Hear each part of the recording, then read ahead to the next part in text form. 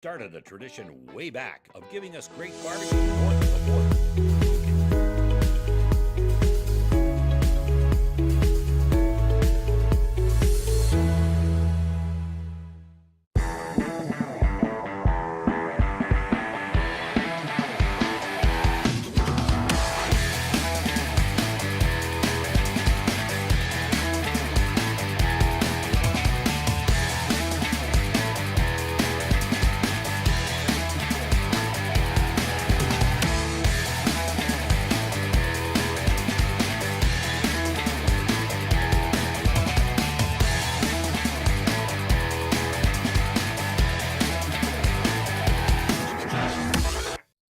And welcome back to the University of Windsor's Alumni Field in Windsor, Ontario for more CJFL football action, where today from the OFC, it's the GTA Grizzlies taking on the Windsor Fratmen.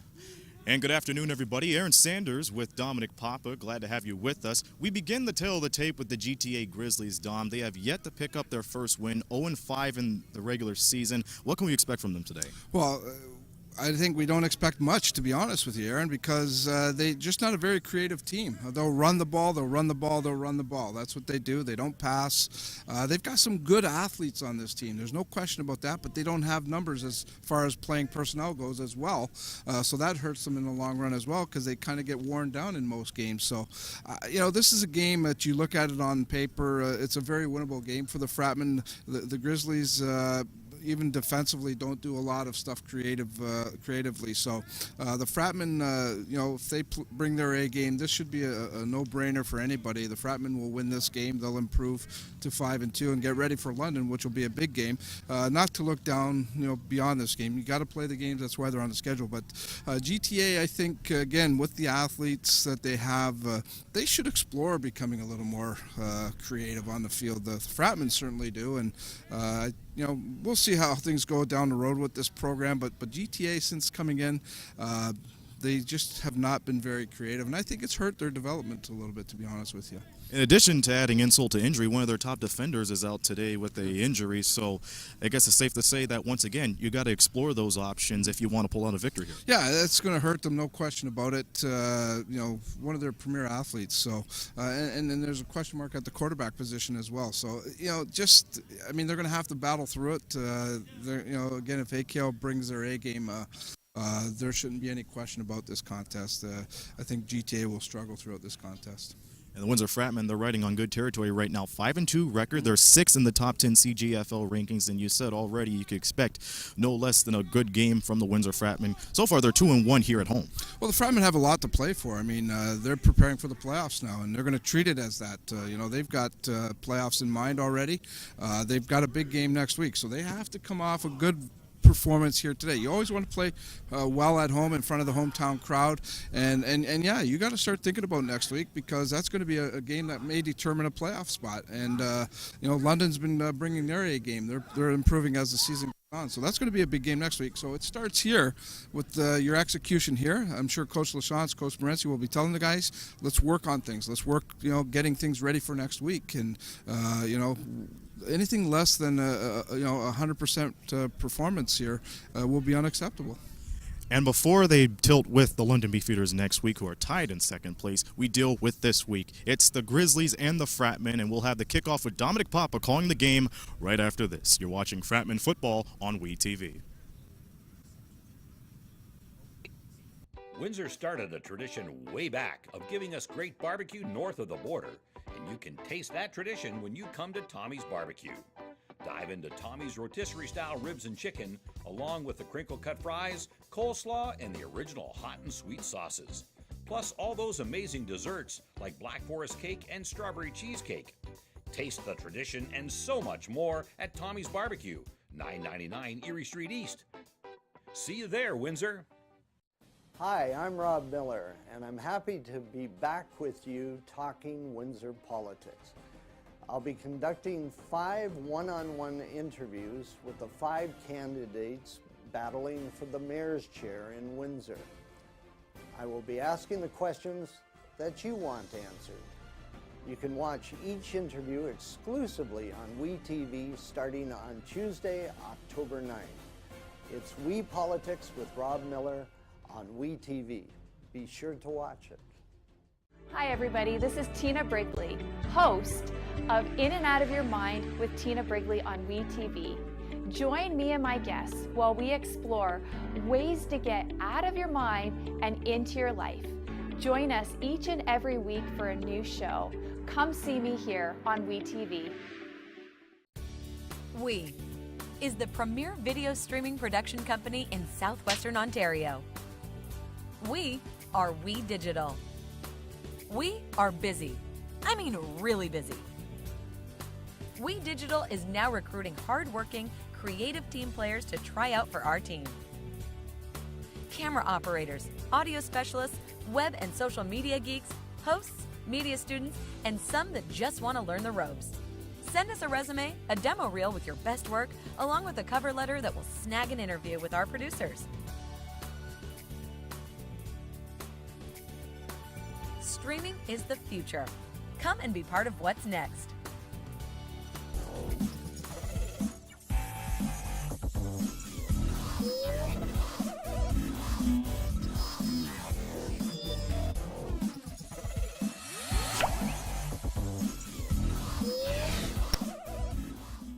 Hi, I'm Josie, and I'm your co-host of the We Digital production, We Now. Anyone interested in promoting a business, an event, a book signing, or maybe even just making aware of the movers and shakers of Windsor, Essex County, We Now can do that for you. We'll get your word out. So make sure you email me at josie@we-tv.ca to book an in-studio session that will air live on Facebook. And don't forget to check out our social media. We've got Facebook, Twitter, Instagram, Snapchat, and YouTube.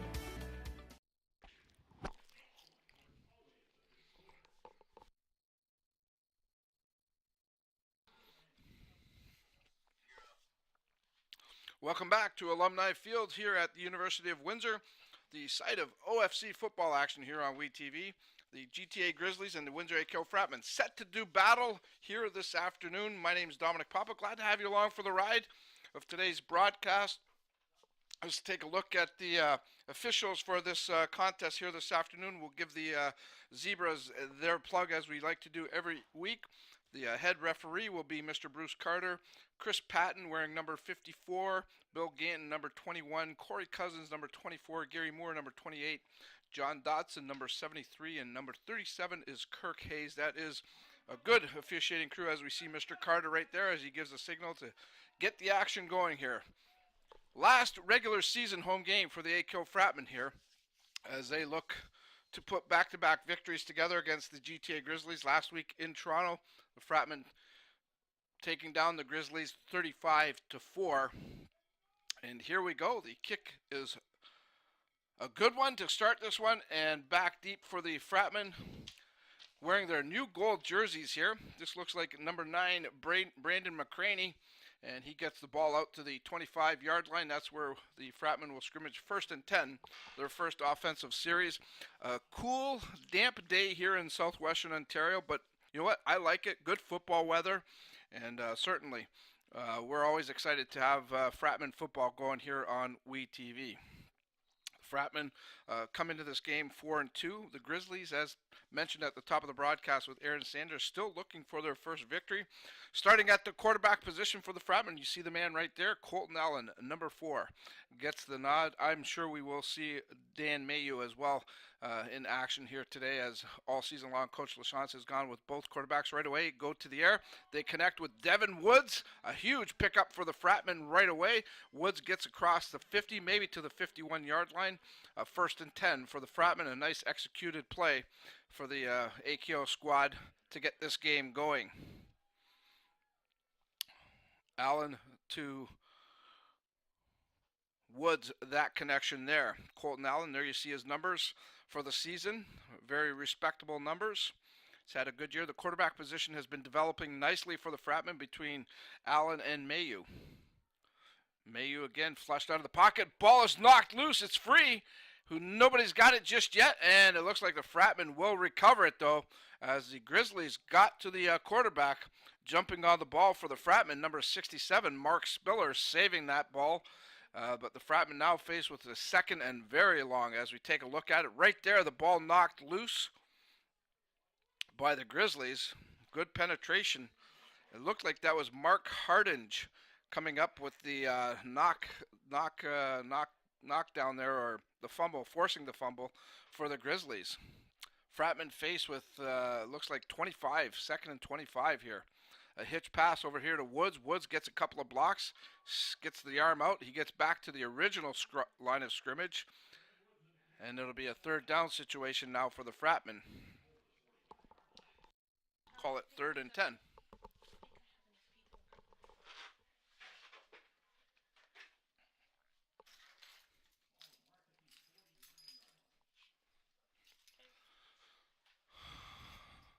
So let's see what the Fratmen do here. It looks like they're going to call it 3rd and 12, actually. He didn't quite get back to the original line of scrimmage. So the offense stays in, though, for Coach LaChance, as they're just beyond the 50-yard line, their own 50-yard line.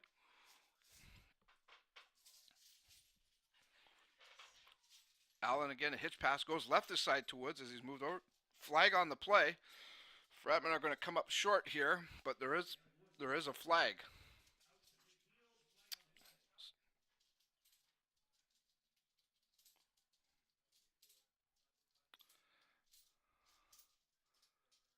So we get the call from referee Carter.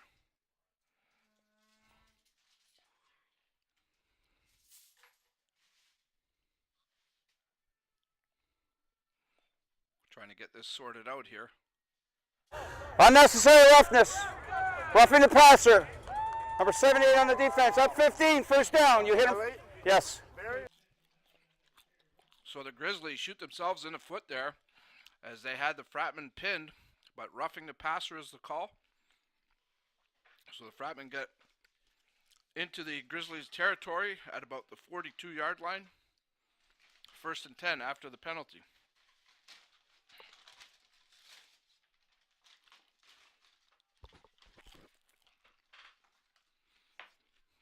Allen flushed out of the pocket. Looks like he's going to go down.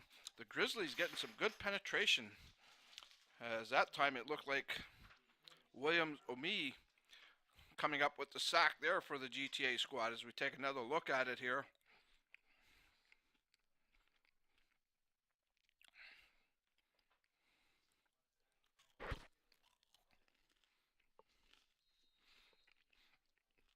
Fratmen lose about 5 there, so it's 2nd and 15 at the Grizzly 47.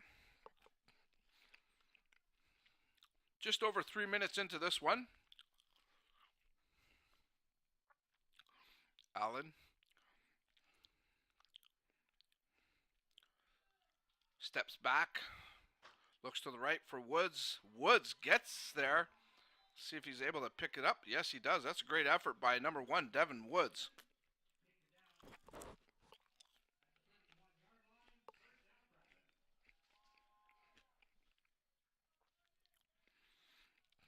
Tough throw there by Allen right into coverage, but Woods comes back to it and takes care of the ball very well. First down for the Fratmen at the Grizzlies 31.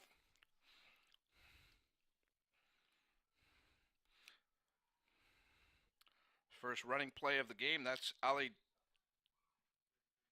Dzinko.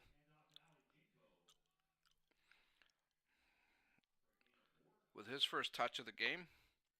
He picks up about 3 yards, so we'll call it 2nd and 7 at the Grizzlies 28.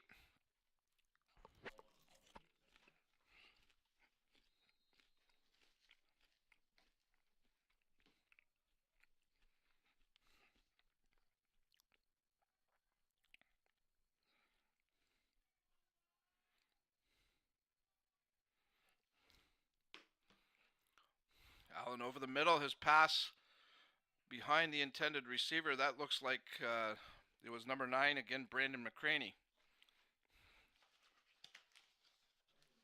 Take a look at it here. You'll see the ball is just a little bit behind McCraney. The field a little bit slick. There was a little bit of a shower earlier.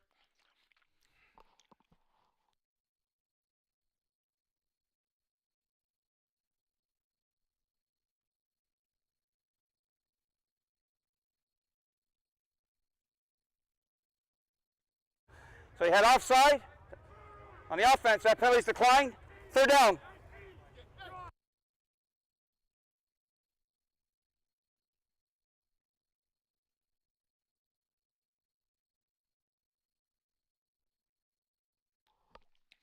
So you hear the call from referee Carter. Coach LaChante's not surprised. He's keeping the offense in. 3rd and 7.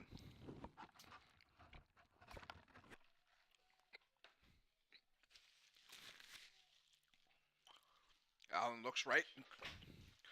He finds, I believe that was number 7, Omar Hayes Williams. And he gets inside the 10-yard line. 1st and goal for the Fratmen. So many weapons in the receiving department for the Fratmen. Omar Hayes Williams, certainly one of them, as he comes up with a good catch. Again, some good coverage there, but when you've got premier receivers like Omar Hayes Williams, he makes it happen. 1st and goal for the Fratmen from the Grizzlies' 9-yard line.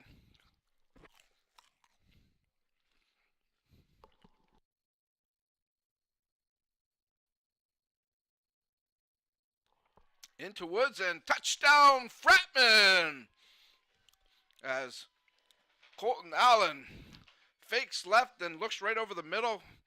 Woods coming across inside, and Allen hits him with a strike in the end zone. Again, just a tremendous receiving core for the Fratmen this season. And a couple of very solid quarterbacks creates for a lethal combination. 6-0 Fratmen, 9:19 to go, or I should say 9:18 to go here in the first quarter.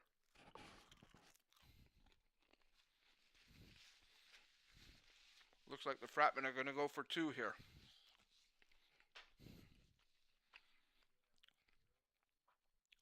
Allen now flushed out, looking to the end zone, and it's knocked down. So the Grizzlies take away 2 points from the Fratmen. Score stays at 6-0 in favor of AKO.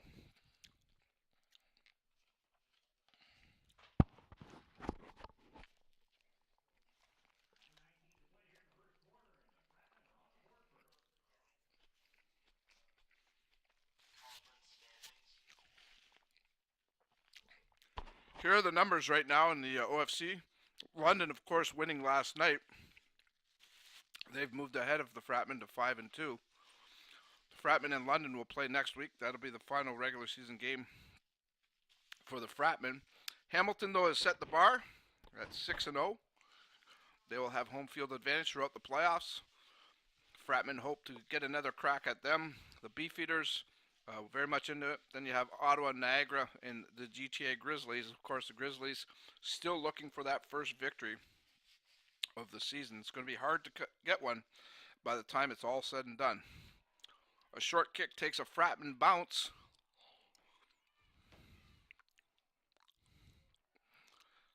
And not much room there for the Grizzlies to get any of the field back. They'll start their first offensive series deep in their own end of the field.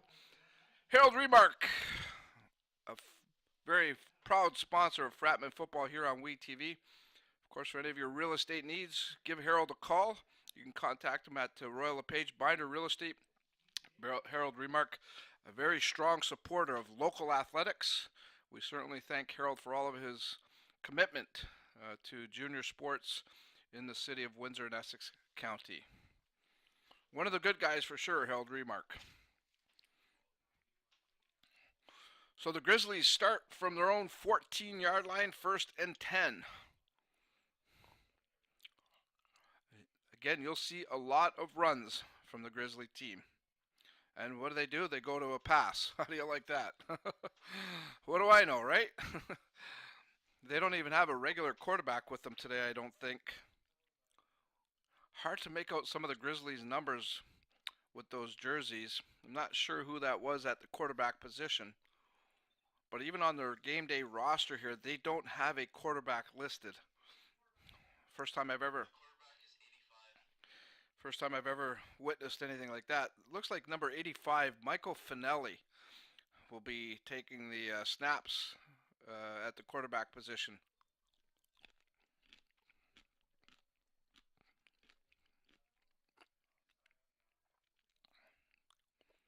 We'll see as the game goes on if that changes.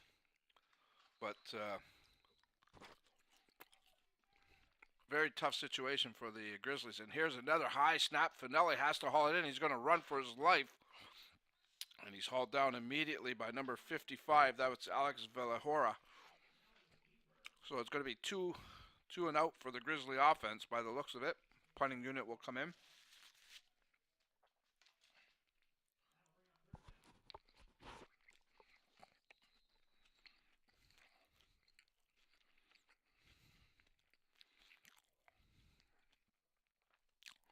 Good hustle there by Valahora.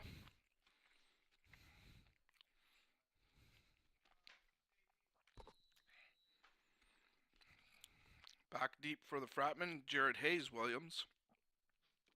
Of course, the brother of Omar. And joining him, I believe that's number 8, Spencer Trenier, for the punt return. And it looks like the Grizzlies are going to just concede the 2 points. Smart move.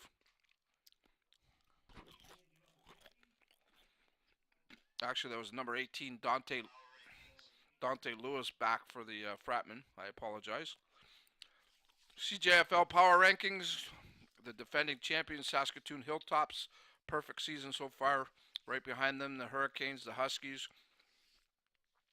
the Island Raiders, Vancouver Island Raiders at 5-2, Okanagan Sun, a strong West influence, not surprisingly there. You see the Fratmen are rated at number 6 right now. Not a big fan of rankings, but gives people something to talk about. No doubt the Hurricanes do belong being ranked very high. They've been very good this season. And the Fratmen shooting to get back to that level. They certainly have the personnel to do it. The younger Fratmen team this year. So the Grizzlies, after giving up the deuce, will kick off to the Fratmen. 7:59 to go here in quarter number 1. And this is going to be, I believe, Dante Lewis. No, check that. That's going to be Brandon McCraney. I'll get it right, folks, I promise.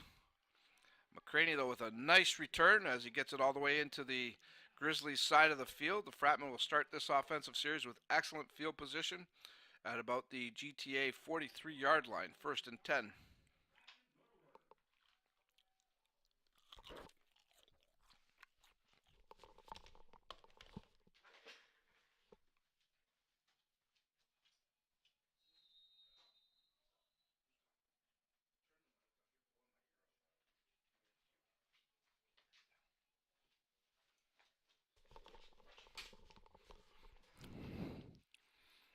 Fratmen looking to add to their lead here as they have been in control right from the get-go.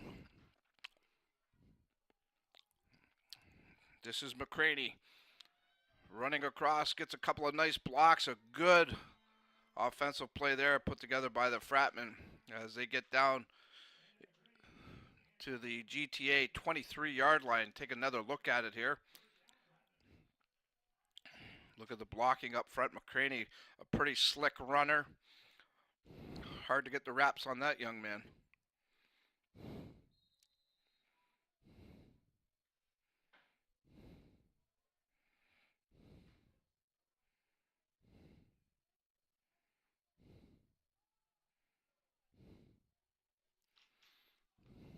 This time the Fratmen go left. One guy that's already made a presence here for GTA, the big fella there, number 94, Williams Omai. As he was in on that tackle, we have a shaken up Grizzly player on the field. It looks like it's Meshach Wellington, number 12. I didn't see exactly what happened to him. He's in some pain though. Maybe we'll catch it here on the replay. The handoff goes to Nash Prier, and hard to tell what's happened there, but you can see the Grizzly player holding his left knee right there. That's not a good sign, that's for sure.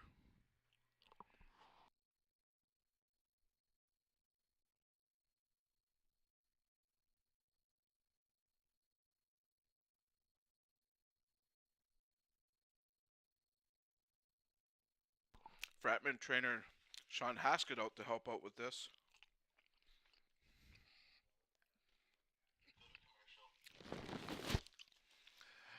Hopefully nothing serious. We're going to take a quick timeout. When we come back, we'll continue on with our coverage of Fratmen football and the OFC here on WeTV right after these words.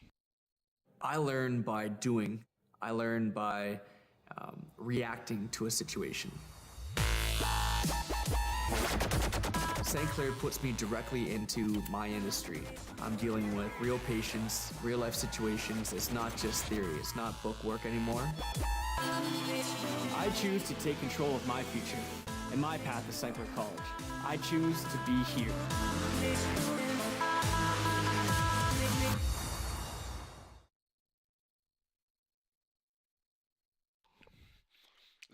There you see Meshback Wellington being assisted off the field with by a couple of teammates. He had grabbed his left knee. He's being very careful not to step down too hard. Hopefully nothing too serious. We'll see if Aaron Sanders, our sideline reporter, could find out exactly what's going on there. But again, hopefully nothing too serious. 2nd and 6 for the Fratmen at the GTA 19. Here's the handoff again. This time it's Nash Preer. He's going to be short of the yardage needed for the first down. Talking to Coach Morency earlier in the week, and he brought up Nash Preer, saying been a very nice surprise, very nice addition to this Fratmen team. He's worked very hard, and he's been good to watch, that's for sure. Allen's going to look to the end zone at the 3rd down, and touchdown! Fratmen! Omar Hayes Williams gets in behind the coverage, and he's not going to miss any of those. That makes it 14-0 Fratmen over the Grizzlies.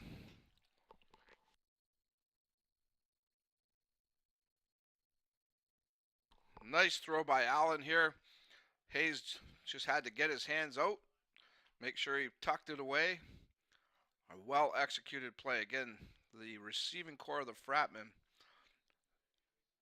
one of the best ones I've seen in years for sure. The depth is unbelievable. And with Colton Allen and Dan Mayu at the quarterback position, those two young men feed them the ball very well. Fratmen again going to go for 2 here. Allen steps back, looks over, and Hayes Williams completes it. Not only does he get the touchdown, but he gets the 2-point conversion. That'll make it the Windsor-Aco Fratmen 16. The GTA Grizzlies, nothing on the scoreboard. 5:48 to go here in the first quarter. It's been all Fratmen from the get-go here.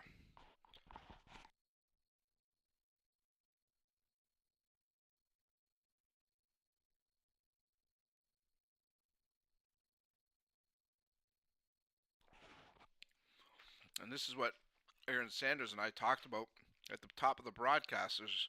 The Fratmen will win this game, and they'll have to work on things through this game. But for the Grizzlies, you hope to see a little bit.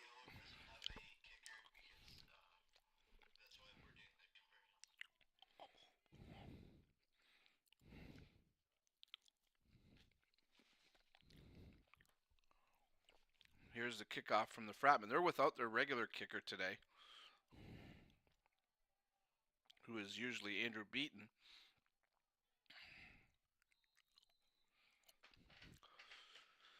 Good return by the Grizzlies, as they'll start with some decent field position. It looks like they'll begin this offensive set at about their own 45-yard line, see if they can get something going. Again, they're playing without their regular quarterback. And I'm expecting them to start running the ball, as they're known to do more than 90% of the time. Number 85, Michael Finelli, is taking the snaps for today. Single back. Another high snap. Gets the handoff. Couple of good moves. And boy, oh boy, look at this play. Outstanding effort put together there. That was, again, taking the handoff that time was number 30, Minka Abdullah. And he makes something out of nothing, because he was stuck right back there after the high snap. The handoff finally came off. And Abdullah, a great effort to get the GTA Grizzlies into the Fratmen end of the field. at the Windsor 46-yard line, 1st and 10. So the first down of the game for the Grizzlies.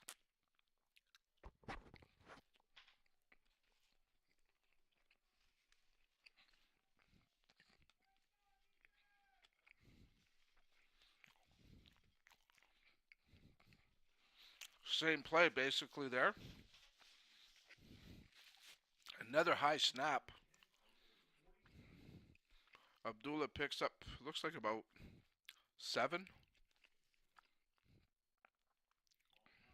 Call it 2nd down, and actually they give him 8. So 2nd down and 2 for the Grizzlies. Abdullah looks good though.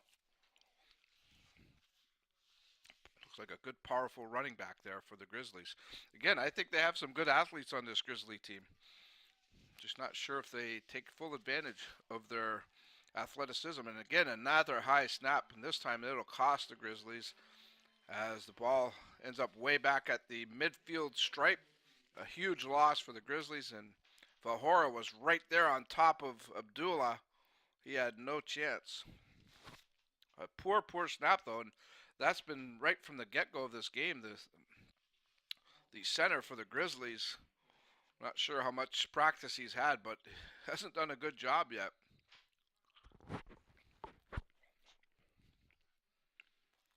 Looks like we're going to get a timeout. The Grizzlies have indeed called a timeout.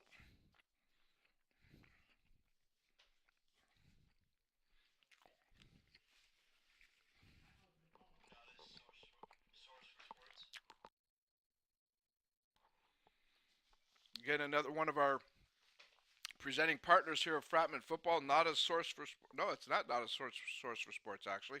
It's not as Athletics Incorporated. And of course they are in the original spot on Tecumseh Road West. You can go see Joe Claroux and the gang there. Any of your sporting needs, check out Nada's Athletics. Established in 1946. Been around for a long time. It's been a great place to supply our young athletes with all your sporting needs. Look at the Fratmen sideline. Look pretty calm, pretty relaxed. No reason not to be. The offenses look sharp already this game. See if the defense can come up with the same performance. It's going to be a punt situation after that huge loss. A good kick here. That is Trenier picking it up at the 4-yard line.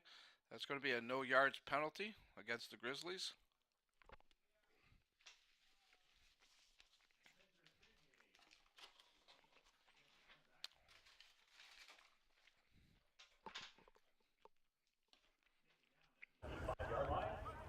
We had no yards on the kicking team. Up 5 yards. 1st down. There's the penalty. Announced by referee Bruce Carter. Bruce Carter's a long-time referee in our area. Has done a great job for a lot of years. Very fortunate to have guys like Bruce still officiating and making the games that much better for us.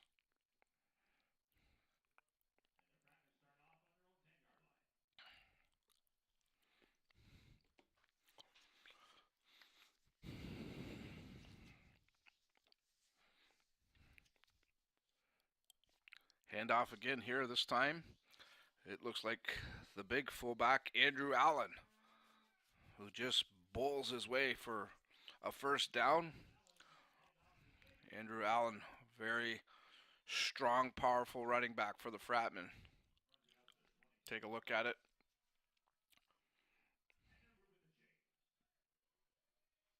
Allen gets the ball to the 22-yard line of the Fratmen.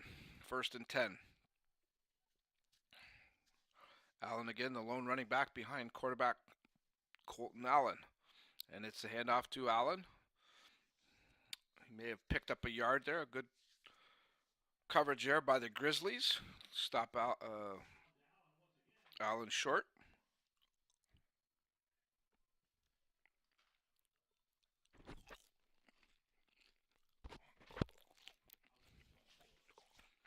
Just over 2 minutes to go here in the 1st quarter.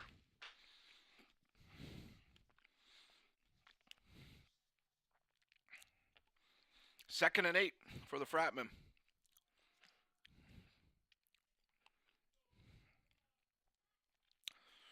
hitch pass over here to Woods. And no fooling the Grizzlies that time. Good coverage there by the Grizzlies as they read that play nicely and contained the explosive receiver of the Fratmen, Devin Woods. Punt unit comes in for Coach Mike LaChance. Again, they are without their regular kicker, Andrew Beaton. It looks like the duties are going to go to Dante Fornacero, number 19, as he'll stand just about at his 9-yard line. Back deep for the Grizzlies, it looks like it's going to be Ricardo Reyes, number 88, and he's joined by Isaiah Small, number 11, as they stand at around the 55-yard line, midfield.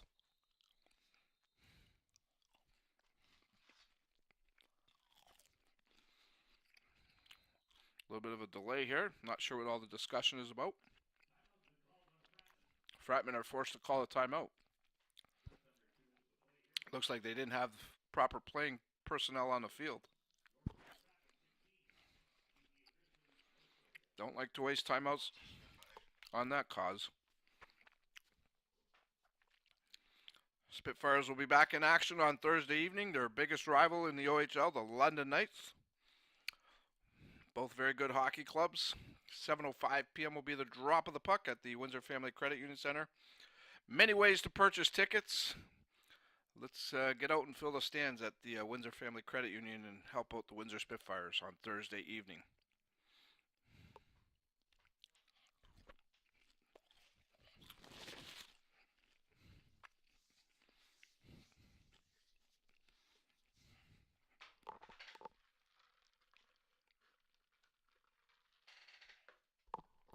Looks like we got things straightened out now, so get the game back going here. Again, Fornacero stands just about at his 10-yard line for the Fratmen, set to take care of the punting duties.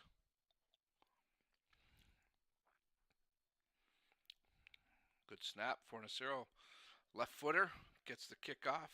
This is going to be number 88, Ricardo Reyes, still up. Reyes scrambling, finally hauled down as the Fratmen were able to contain him, but he does get a couple of yards back. The Grizzlies will start this offensive series at the Windsor 52-yard line. 1st and 10. They're down 16 here in the first quarter, 1:20 to go.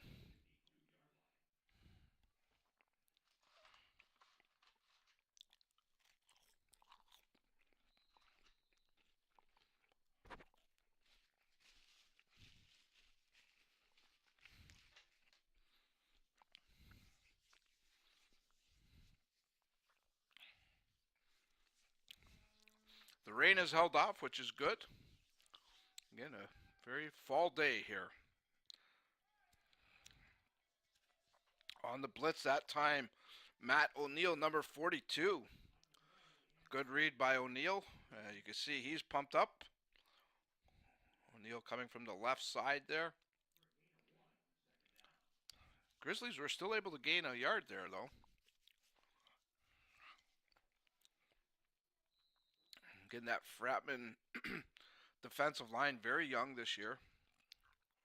Graduation hurt them a little bit, but they're coming into their own each week. There's improvement. This may be the last play of the first quarter. We'll see. Grizzlies going to the air. That one almost picked off as Michael Finelli, the substitute quarterback for the Grizzlies, looking downfield, didn't have anybody open, and I'm not sure if it was a well-advised throw here, but Fratmen were unable to come up with the pickoff, and that'll bring in the punt unit for the Grizzlies.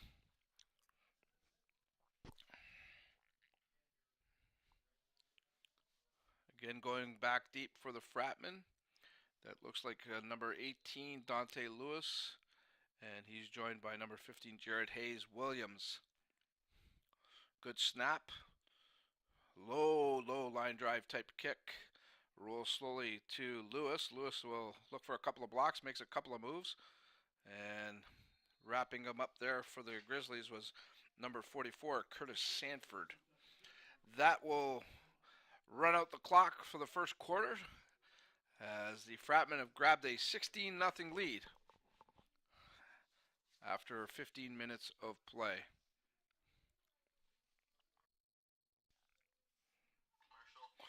We'll take a timeout. We'll come back with the call of the second quarter. You're watching OFC football on WE TV.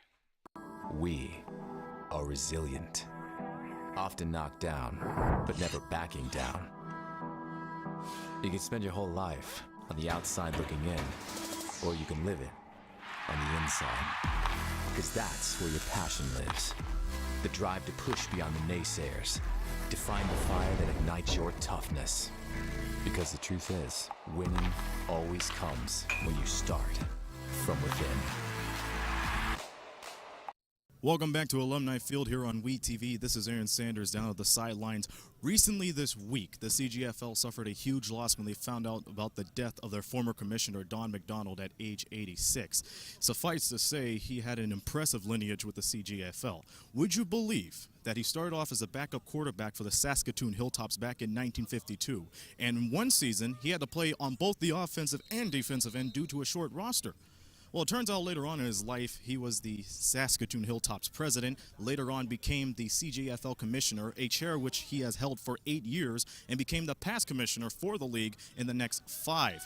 Now, earlier before the game started, we observed a moment of silence in memory of him. So, of course, on behalf of the CGFL, our thoughts and prayers go out to the whole McDonald family. Once again, Don McDonald passed away at age 86, the former CGFL commissioner. Now, we go back upstairs to Dominic Papa. Well said, Aaron Sanders, and certainly our prayers go out to the McDonald family. Can't say enough about the service he gave to junior football. All of these gentlemen, coaches, again, they're not in this for the love, for the money. They're in for the love. And anybody that dedicates and commits their time the way these guys do, you look at Coach LaChance, Coach Morency, coaching staffs on opposing teams, it's a commitment. And we are very indebted to them too, providing. Yeah, unnecessary roughness. Grabbing the helmet on the offense, backing it up. First down, repeat it. Getting back to my thought, providing an opportunity for young football players to play at this level. You know, you look at Toronto, probably got on the bus early this morning. They'll play the game, they'll travel back, their day is gone. It's a full commitment. And we all owe them a debt of gratitude for making that commitment to this. So the Fratmen start deep in their own end of the field. They're on their own 8-yard line. New quarterback, that's Danny Mayo, and his first pass, oh my, what a reception by Jared Hayes Williams, number 15. What a toss by Dan Mayu. Again, it's lethal, folks. Mayu going right out, lofting it. And look at Williams, the athleticism there. Just outstanding.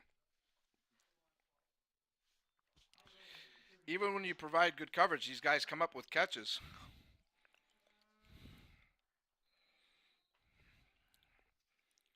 Well thrown ball, though, that time by Dan Mayu. Nice combination there. So the Fratmen now with much better field position to work from at their own 33, 1st and 10.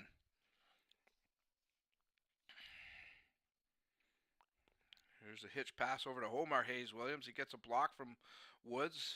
Hayes tries to come inside the middle of the field there. He's taken down by a couple of Grizzlies, but does pick up some yards.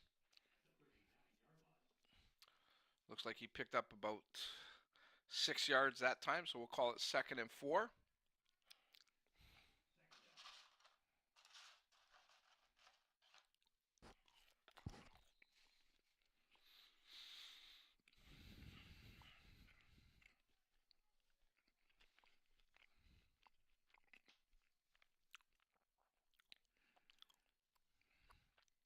Mayo, a couple steps back. He's flushed out of the pocket. Now Mayo looking downfield. A little shuttle pass. I don't know if they're going to call that incomplete. It was a forward cast. And we got a little bit of an altercation at the midfield there. A couple of players at each other pretty good as we take a look at this last play. You'll see it's almost like just a little shuttle pass there, but that goes incomplete. But again, we had an altercation away from the play. It looked like it was I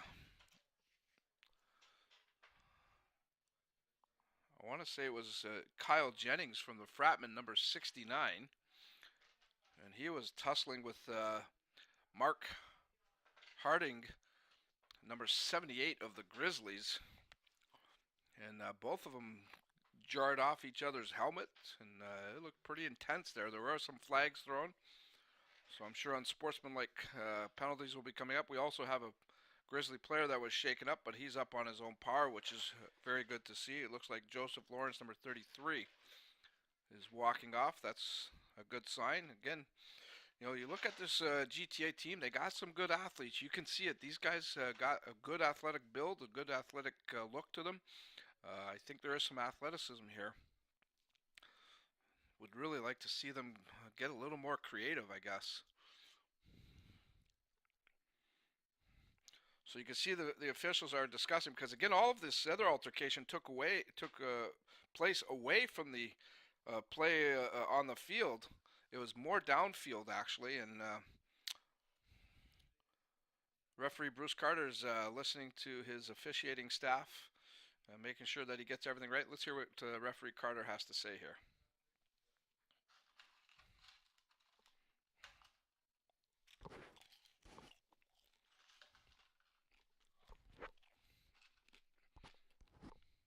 Okay, you have 3 penalties on the play.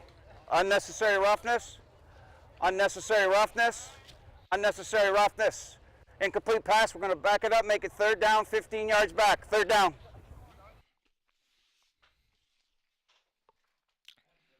So there's your explanation.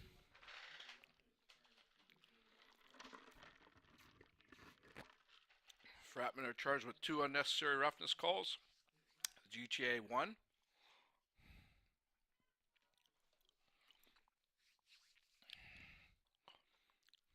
So the Fratmen will be faced with a 3rd down, and I believe 19 here. The ball's now spotted at the 24-yard line.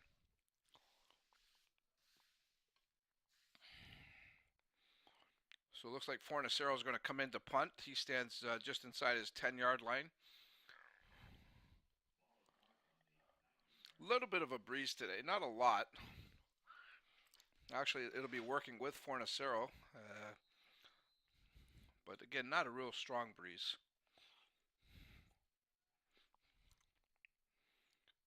Fornacero trying to angle it left here. And that's hauled in by a number 88. That's Ricardo Reyes. Reyes goes left, and he's met there just inside the Fratman 50-yard line. One of the players in on the tackle, Hamzi Iqbal of the Fratman, number 35. 1st and 10 for the Grizzlies at the Windsor 48-yard line. They're down 16, 12-20 and counting down here in the 2nd quarter.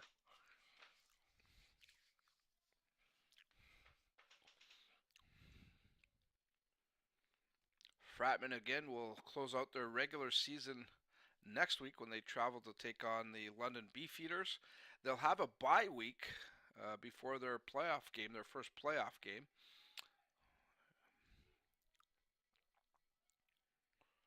Hand off that time, and it looks like there's a little bit of confusion. But boy, look at the second effort again. I'll tell you what, this Minka Abdullah, number 30, there's no quit in that guy's game. As again, it looked like he was going to maybe lose a yard or two, and instead he picks up a yard. Take a look at it here. It looks like there's a little bit of confusion here. But look at Abdullah just fighting off the tackles, and finally takes a couple of Fratmen to haul him down. But he's been impressive. Number 30 of the Grizzlies. Yeah, the Fratmen will get their bye week and then head into a semifinal playoff game. That's yet to be determined where, when, all of that stuff. But you can check out WeTV. We'll have an announcement on it for sure. We'll be following it. And if indeed it is here in Windsor, we will be bringing you that game. Pass over the middle. He was open, was raised, number 88. The ball just a little bit ahead of him, but Rays had beat the coverage. And you can see the Grizzlies taking a chance on throwing the ball a little bit here. I like it. Another flag on the play. They're saying offside against the Grizzlies. Yeah, offside on the offense. That penalty's declined. Third down. Thank you, referee Carter. Third down situation now. So the punt unit comes in for the Grizzlies.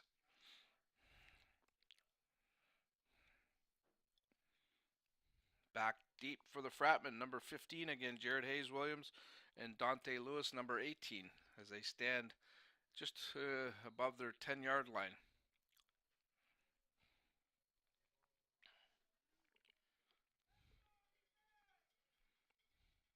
Good snap this time.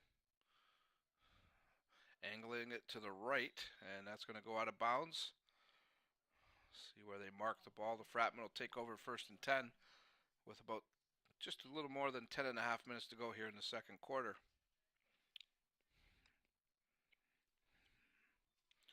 There's you see line judge or side judge John Dotson. Pretty good athlete at one time himself, a very good hockey player was John Dotson. Enjoyed competing against him, and he played the game well, played it respectfully.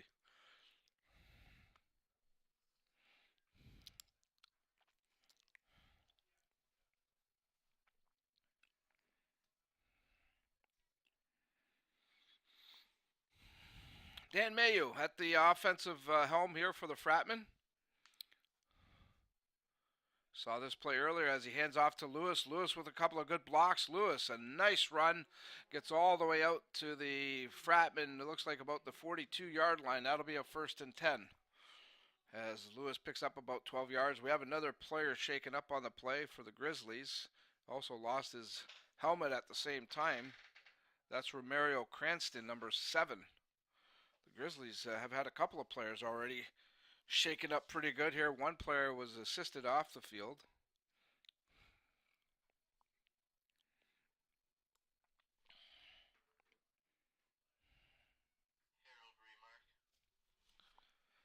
For all your real estate needs, get in touch with Harold Remark from Royal LePage Binder Real Estate. He's our presenting partner of Fratmen football here on WeTV. Harold, a longtime supporter of not only the Fratmen, but a lot of local sporting groups, and certainly do appreciate Harold's generosity in our sports community. Guys like Harold keep these programs alive, that's for sure. Danny Mayu. A little lateral to number 27, that's Nash Preer. And Preer turns it upfield going left and gets down the field a little, enough to get the first down by a couple of yards. Good run there by Preer. And now we have a Fratmen player as we take a look at this. Preer, again, has been a very pleasant surprise this season for the Fratmen. So they're going to say the ball is at the 55-yard line. That'll be a 1st and 10 for the Fratmen. Sean Haskett checking on one of his players, as can't make out the number just yet. Looks like he's going to need some assistance.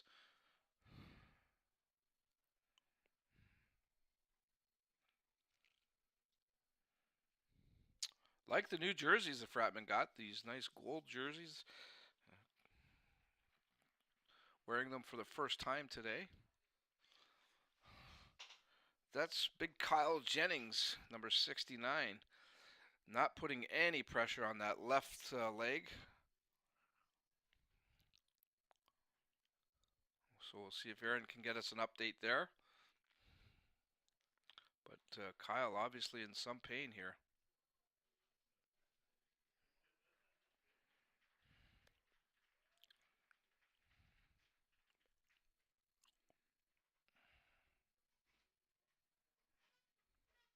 Sean Haskett, no doubt, will have a look and see what's going on there.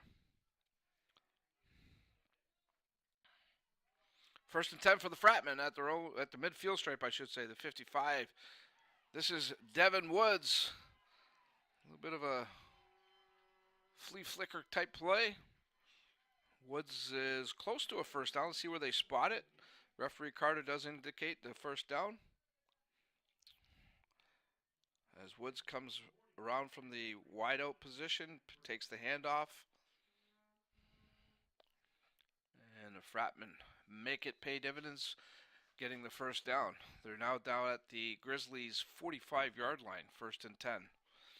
8:45 and counting down. Fratmen up 16-0. All those points coming in the first quarter.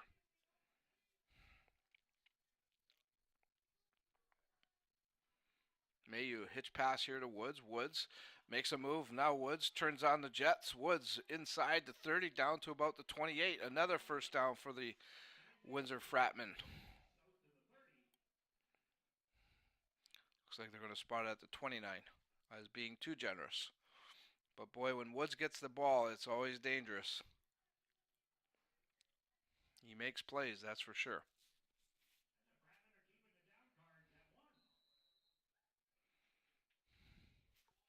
Fratmen now threatening to put up more points here.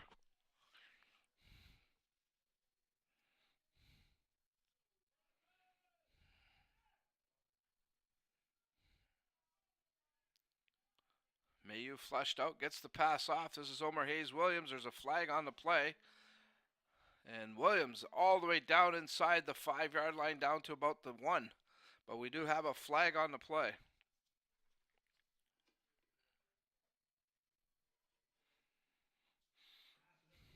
The indication is against the Fratmen. So that play will come back. Got holding, number 68 on the offense. Backing in. First down, repeat it. Rodney Boudrum, the guilty party there for the Fratmen.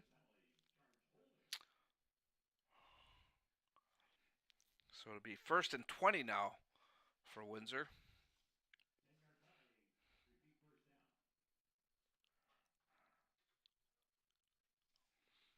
As the ball will be spotted at the GTA 39-yard line.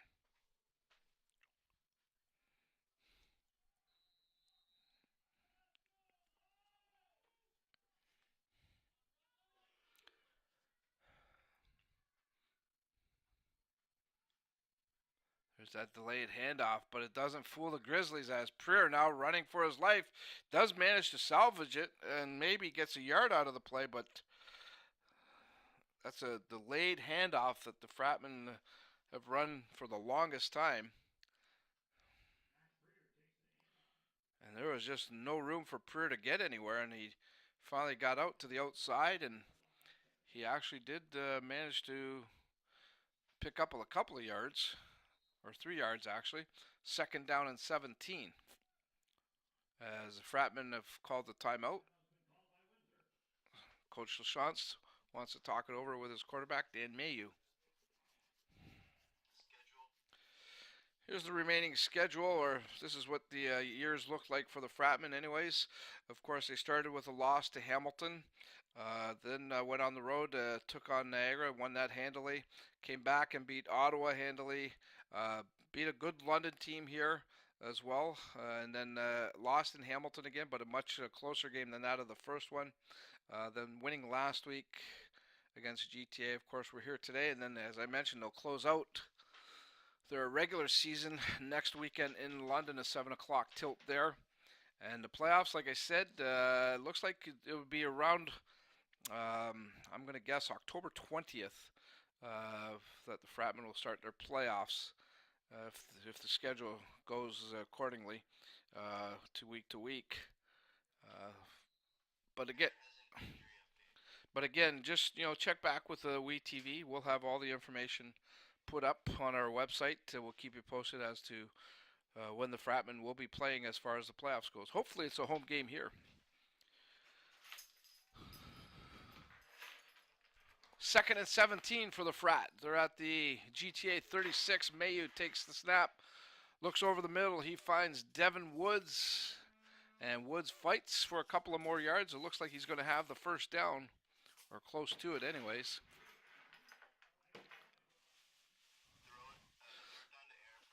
While we have a moment, let's get down to field level. Aaron Sanders has some information for us. Aaron? All right, Don, thank you very much. Earlier, the Fratmen players go down. That was number 69, Kyle Jennings. After talking with a trainer, it has been confirmed that he is ruled out for the rest of the game due to a high-grade ankle sprain. So Kyle Jennings has already entered into the locker room. He will not return for the duration of this game. Back upstairs. All right, good stuff, Aaron. Offside Thanks for on that the information. offense. So you heard it, Back Kyle it. Jennings, a high ankle sprain. He will be out for the remainder of this contest. And hopefully he can get back in for the London game. That's a very important contest, of course. So hopefully a quick healing up process there for Kyle Jennings, number 69.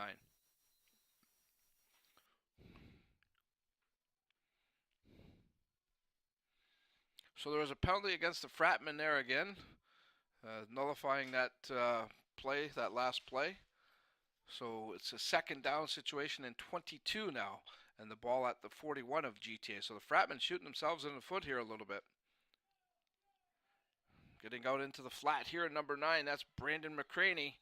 And McCraney gets almost all of the yards back. He's probably 2 or 3 yards short of what's needed for the first down, but again, a nicely executed play here by the Fratmen. McCraney, again, one of those dangerous guys when he gets into that open field.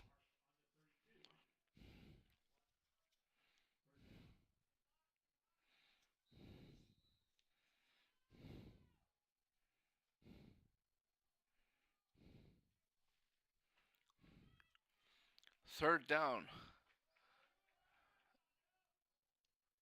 for the Fratmen. The offense stays in. Mayo's looking over the middle. Had McCraney in the area, but he just couldn't haul in the pass. A little bit high, perhaps, but McCraney was able to get a hand on it. Made it look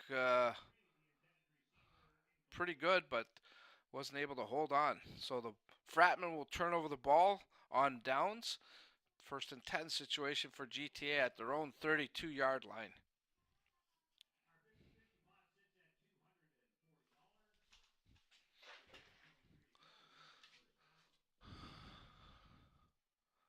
Decent crowds assembled here at the Alumni Field, taking in some good junior football action. There's a look at Spencer Trenier, one of the premier D-backs in this league, no question about it. One of the best in the country. I will argue that with anybody, Spencer Trenier. Very solid football player, great athlete.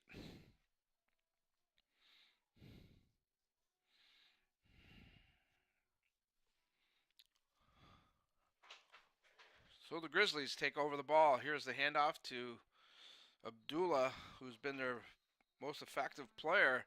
That time there, he gets stuffed at the line, may have even lost a yard. Looks like he did, so this will be 2nd and 11.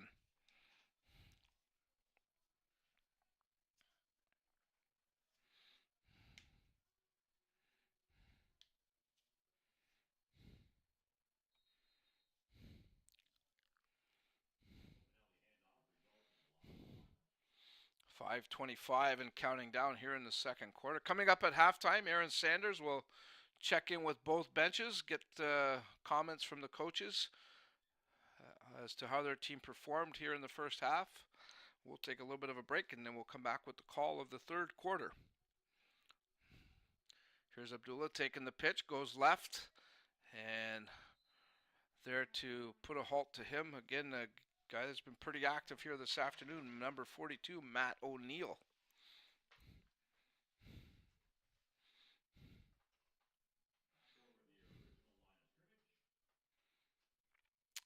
Looks like Abdullah may have got back to the original line of scrimmage, but it's going to bring in the punt unit for the Grizzlies.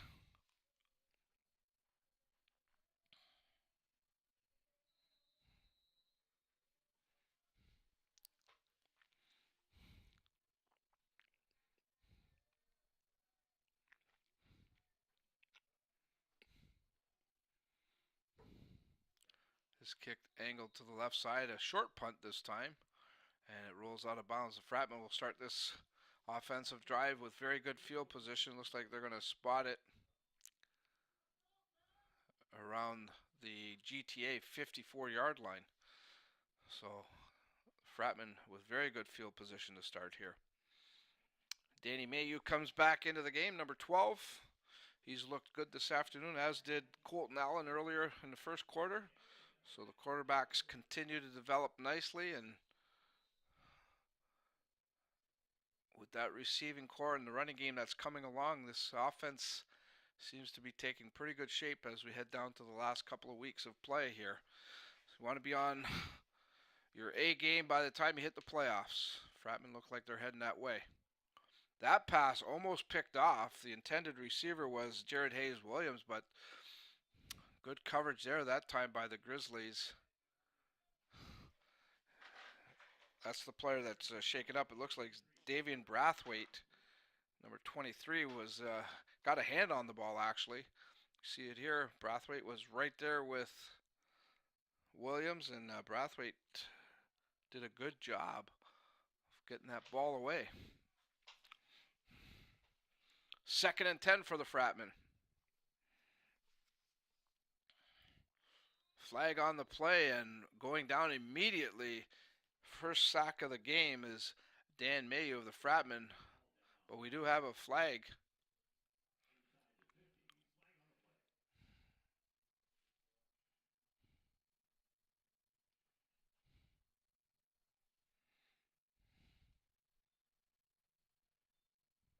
Offside. Defense, up 5. 2nd down, repeat it. There you go. Referee Carter gives us the information. So Fratmen catch a break here. The ball moves down to the 49-yard line of the Grizzlies. 2nd and 5. Just under 4 minutes to go here in the first half. Fratmen scored all 16 points in the first quarter.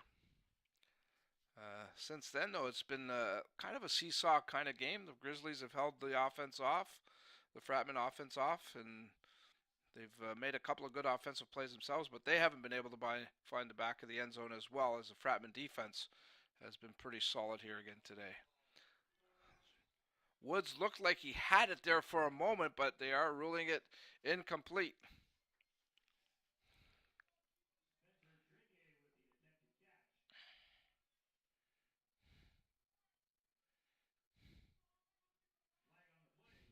Take another look at it. And Woods just couldn't hold on to that ball. Pass was there. We have another flag on the play. Lots of penalties.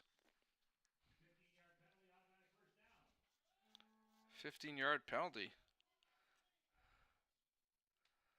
It's an automatic first down for the Fratmen. Another break there for Windsor.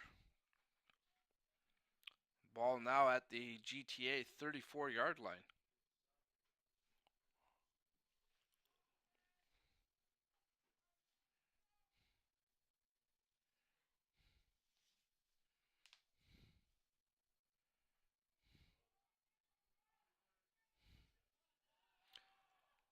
Woods with a big run. Woods still up on. Now he fumbles the ball. It's loose. The Grizzlies get it. The Grizzlies bringing the ball back. Still up. The Grizzlies catch themselves a break as they force the Fratmen to turn over the ball. They dodge a bullet. They'll have 1st and 10 at their own 42-yard line. Take a look at it here. Woods was holding that ball pretty loose there, and he's fighting hard for the yards. And it's going to be right about here. That ball gets knocked loose. That was Abdullah, who's been the running back. He's playing both sides of the ball. And Abdullah comes up, forces the fumble, and then recovers it.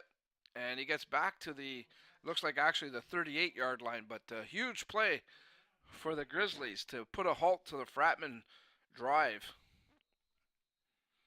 Like I said, since the first quarter, it's been pretty seesaw here.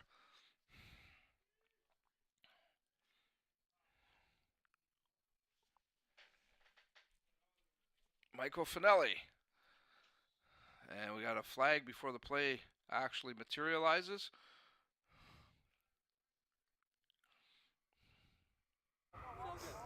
Head offside on the defense. Moving it up 5. 1st down. So the Fratmen, the guilty group that time.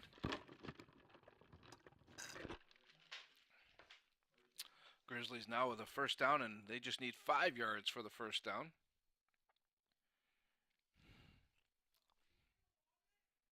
Two and a half minutes to go here in the second quarter.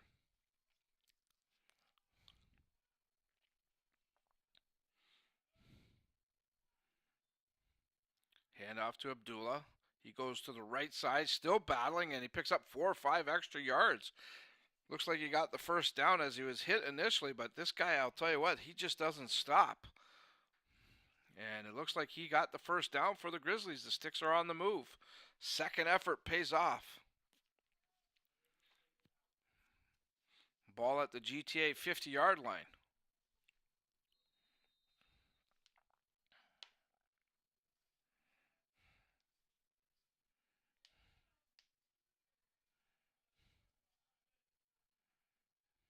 Hand off again to Abdullah. He goes right, looking for a couple of blocks.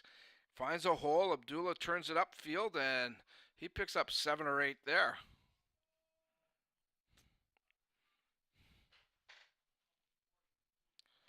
Minka Abdullah, number 30, doing a good job for the Grizzlies.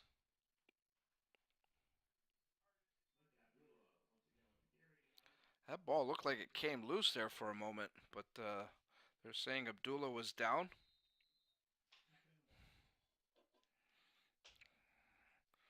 Nice coverage there by our camera guys. I believe we have Marty Hamrick, Alex Flamia working the main cameras, Matt Flood on the sideline. Good crew here today for WeTV. Certainly appreciate their hard work. Abdullah goes left this time and takes a pretty good shot, but looks like he has another first down for the GTA Grizzlies as they are on the move here.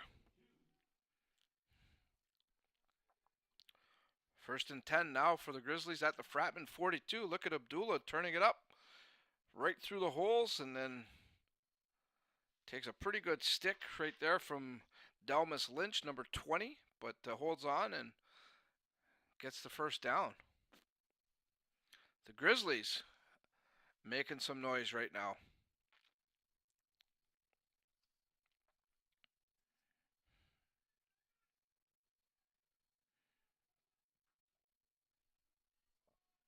Abdullah doesn't find any hole that time there to get through,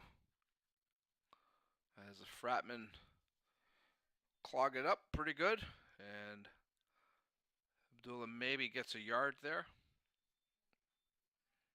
This looks like they give him a yard, so it'll be at the Fratmen 41. 1:17 to go here in the first quarter. Again, Aaron Hayes will talk to both sides of the field, get their thoughts on the first half. And then we'll take a little bit of a break and get ready for third quarter action.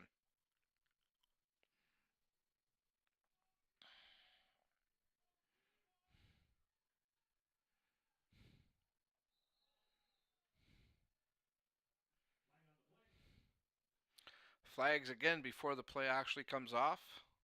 Under a minute now. But GTA trying to get on this scoreboard before the half is out. And they're moving pretty good right now. Last week again they played in Toronto, these two teams, and it was the Fratmen winning 35-4.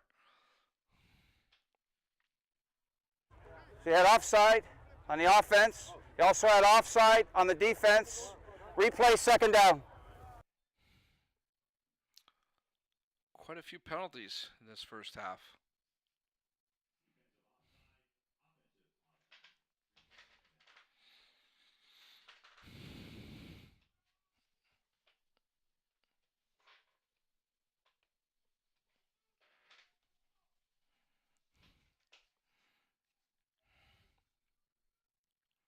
Finelli rolls right, gets the pass off, but it's short.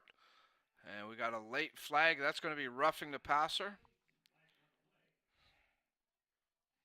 Carter Wood, number 33, pleading his case, but he's the guilty man, no question about it.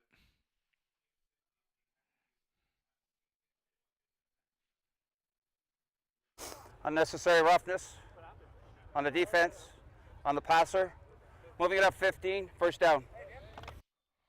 So a huge break there for the Grizzlies as the drive stays alive, and they're now all the way down to the Fratmen 26-yard line, 1st and 10, 48 seconds to go. They've got time.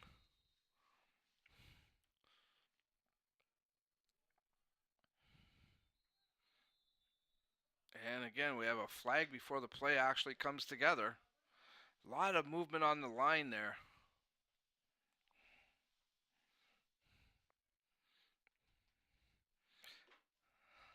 That offside on the offense.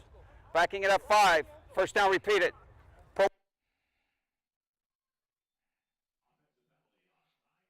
So the Grizzlies not helping their cause much there as they lose 5 yards.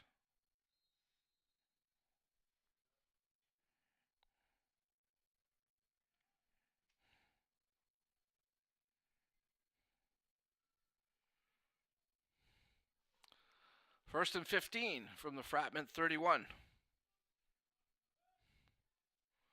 Grizzlies trying to get on the scoreboard before the half is out. Hitch pass over here.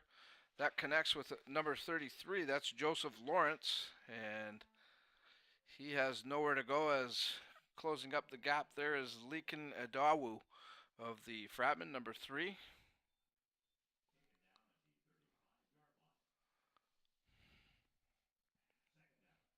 Second down now for the Grizzlies as they lost 4 more yards there. They're looking at a 2nd and 19 situation from the Fratmen 35.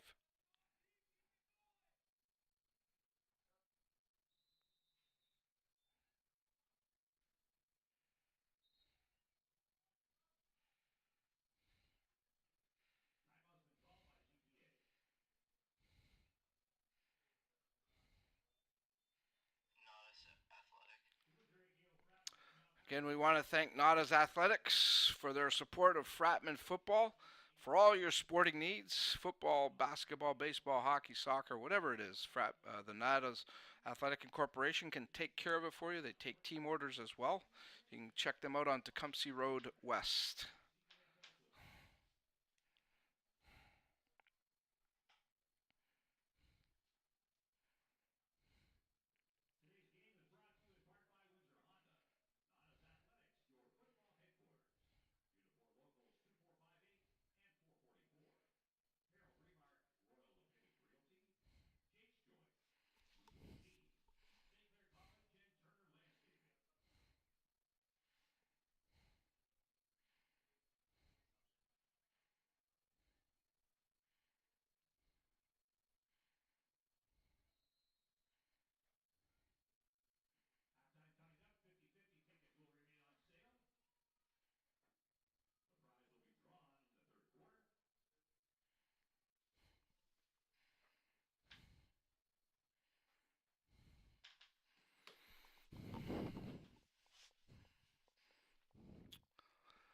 Second and 19 here for the Grizzlies.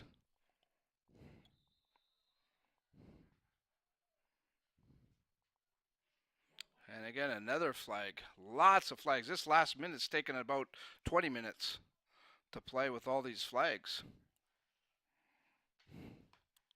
That offside on the offense. Backing it up 5. Second down, repeat it. And the Grizzlies just not helping their cause at all here as they're all the way back down to the Fratmen 40-yard line. They had gotten inside the 30 and maybe even had a chance to put some points up, but going to be difficult now with 34 seconds, or I should say 28 seconds remaining here in the quarter.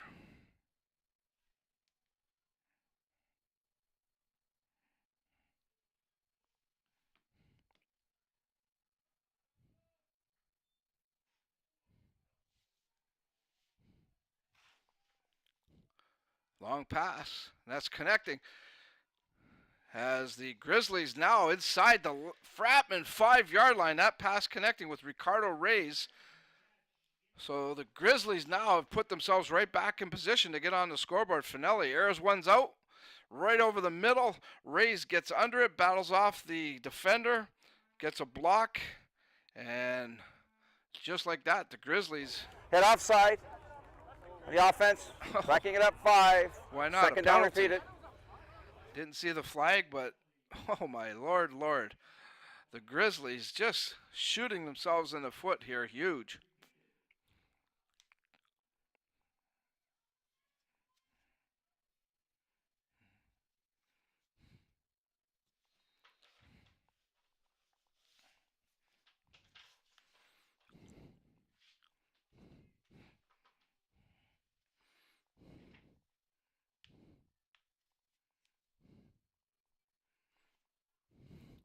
Second and 29 now for the Grizzlies. Hand off to Abdullah. Abdullah gets a nice hole, takes a pretty good hit. Boy, Trenier got underneath and really laid out Abdullah. Abdullah not happy with the hit.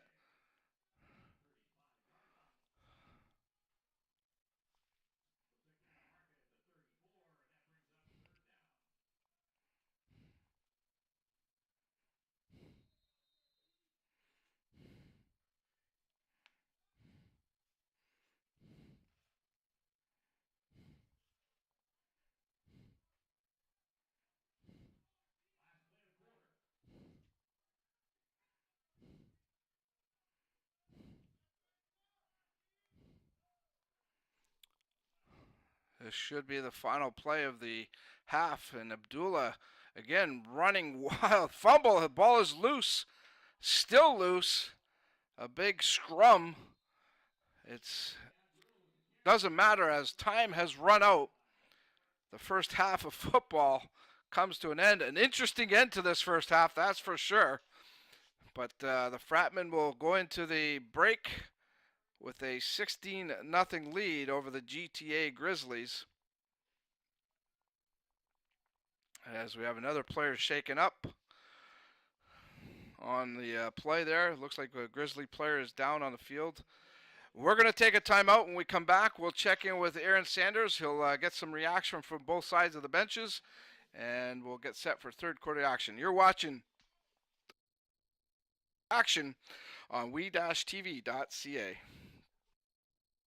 Windsor started a tradition way back of giving us great barbecue north of the border, and you can taste that tradition when you come to Tommy's Barbecue.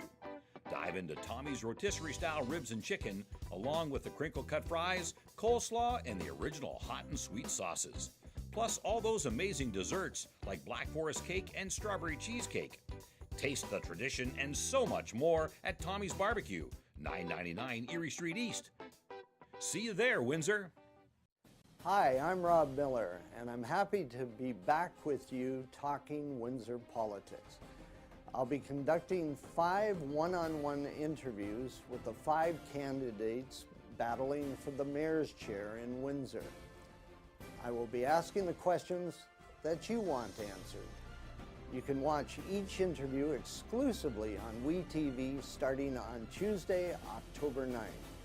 It's We Politics with Rob Miller on WeTV. Be sure to watch it. Hi everybody, this is Tina Brigley, host of In and Out of Your Mind with Tina Brigley on WeTV.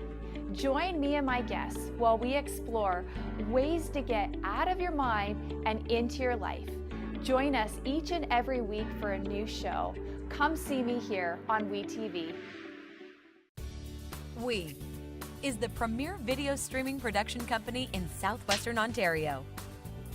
We are We Digital. We are busy. I mean really busy. We Digital is now recruiting hardworking, creative team players to try out for our team.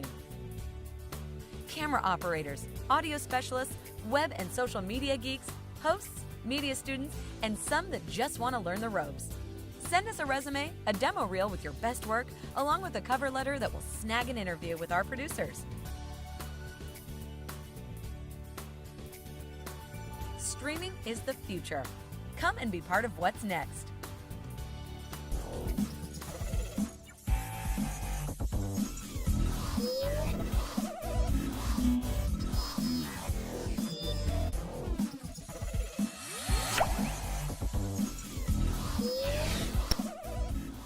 We are back at Alumni Field at the University of Windsor Complex here on WeTV. Fratmen are up 16-0 against the GTA Grizzlies, and joining me right now is the general manager of the Grizzlies, Mark Holder. And Mark, glad to have you with us. But first off, your thoughts on the first half? Windsor is playing a good game. I think that, for us to be in the game, we need a huge turnaround in the second half. But having said that, I feel that, we're playing a decent game based on what we have done during the last week. We're running the ball very effective. On special teams, we're not bad. Overall, I think we're doing well. It's 16 points that we're down. I think the last game we were probably in a worse predicament. So, with 20, I guess we got about 25 guys on the sidelines from the GTA, and we're holding it down with Windsor. So I think we're doing okay. Holding it down. There you go, right there. You said the offense was running well, but in addition to that, there were a couple of offsides called, especially near the end of halftime. What are some of the adjustments that have to be made for the second half? Okay, so, offsides and all, that's discipline problem, right? And to correct disciplinary problems, I think kids got to come to football practice. And that's what, in the GTA, that's what we lack. We lack kids that, are motivated and are committed to playing football, right? So the discipline is lacking. And the discipline really comes from parenting. I say it like it is, right? If your parents aren't giving you discipline at home, when you come to the football team, it's going to show off in the football. And that's what's happening right now. We have a bunch of guys in the GTA that are very, undisciplined. And if we could change that, if that ever changes, look out, because the GTA could be a serious team. I know this is not the record the team expected late in the season, 0-5, but what are some of the positives you're going to take from this season, knowing that these kids are coming to play, whether they're short staff or full house? Well, we're young, and the positive is, a bunch of guys on the football team right now, they're between the ages of 19 and 20, and a lot of those guys have 2 or 3 seasons left in them. They've never played ball at this level. This is a higher level than they've been used to. All right, so coming into next year, they'll have the experience. We recruit some more players. We get a stronger team, and I think we're going to be a lot better. Experience pays off, especially when these kids hang around for a couple of years. So looking forward for the future of the GTA Grizzlies. Mark, thank you for your time, and good luck in the second half. We're now going to bring in the defensive coordinator, Stacey Norton, or Fratmen. Usually you see more points on the board, but you know what? You got to be content considering their record right now. A 4-2 record on at the end of the season. And Stacey, thank you for joining us. Your thoughts on the first half? You got. Well, it's been a pretty sloppy game both ways. I mean, we're pretty beat up. We got a lot of injuries going on. We don't have a kicker today. It's been a sloppy game so far, but we're happy at 16, be up 16 right now. In addition with your kicker not being there, how you guys adjusted to that situation? Because I know with GTA, they're a little bit short-staffed today, but you guys almost seem to be a full house with the exception of the kicker. How are you adjusting to that? Well, we're missing kicker. We're down a couple linebackers. We're down some defensive players, and offensively right now, it's hard to get in a rhythm with the amount of penalties and things that are going on. But we're adjusting. Obviously, we've had to go on third because of the lack of a punter or a kicker. We can't get field goals, so we have 6 points. We could have had a kicker. We probably had more. Absolutely. I know you guys got a big game against the Beefeaters next week, but this week is probably the most important game, too, to try to solidify yourself in the second place. In order to pick up this win, what's got to be said in the locker room in order to pick up the victory? We just have to play our game. We just have to do what we've been taught to do, limit our mistakes, and just athletically and skill-wise, we should be able to hang on and beat these guys. So we don't have to do anything special. We just have to, and we have to know that. We come out, play our game, and we should be able to take the W. We'll see what happens in the second half. Thank you for your time, Stacey. Stacey Norton, the defensive coordinator of the Windsor Fratmen. At the half, it's the Fratmen 16, the GTA Grizzlies no score, and we'll be back in a matter of moments for the call of the second half here from Alumni Field. You are watching Windsor Fratmen football on WeTV. Hi, I'm Josie, and I'm your co-host of the We Digital production, We Now. Anyone interested in promoting a business, an event, a book signing, or maybe even just making aware of the movers and shakers of Windsor, Essex County, We Now can do that for you. We'll get your word out. So make sure you email me at josie@we-tv.ca to book an in-studio session that will air live on Facebook. And don't forget to check out our social media. We've got Facebook, Twitter, Instagram, Snapchat, and YouTube.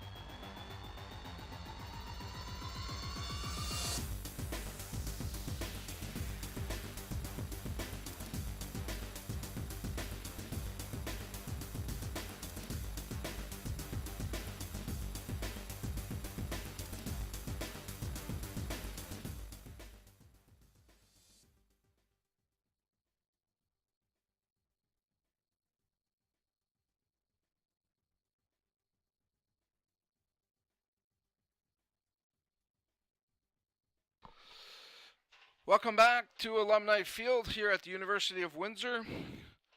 OFC football action on we-tv.ca. Dominic Papa bringing you the call. Aaron Sanders working hard on the sidelines, and the entire WeTV crew. Happy to be on board with you to bring you the final regular season home game for the Windsor AKO Fratmen. One more game on the road, and then we look to the playoffs. Take a look at some of the numbers from the first half. Again, the Fratmen dominating in most categories, as the GTA Grizzlies, again known for rushing the ball. One main rusher there for the GTA team, Minka Abdullah, number 30, collecting all 51 of those yards, I'm sure. But pretty decisive half, but look at the penalty yards. I think Stacey Norton, the coach of the Fratmen at halftime with Aaron, said it best. Just been a real sloppily played game here. Especially in the latter stages of that second quarter. I would imagine both coaching staffs, having or wanting to see their guys execute a little bit better, because it just was not pretty, that's for sure. But you see Coach LaChance there right in the middle of your screen. Final instructions to a couple of his offensive players. Dante Lewis, and of course the quarterback Colton Allen. I'm sure we'll see Colton back in the game. Fratmen will be kicking off the GTA to start this second half.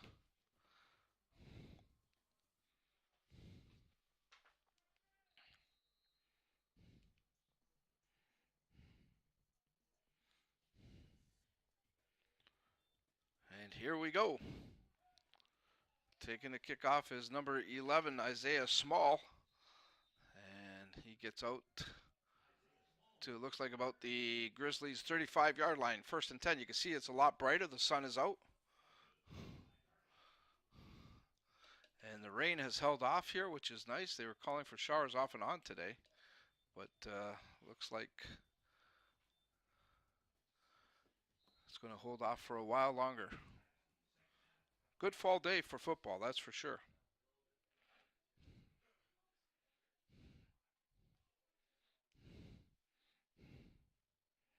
First and 10 for the Grizzlies. Their own 35. Michael Finelli stays at the quarterback position. He hands off again to Abdullah. And Abdullah may have got back to the line of scrimmage.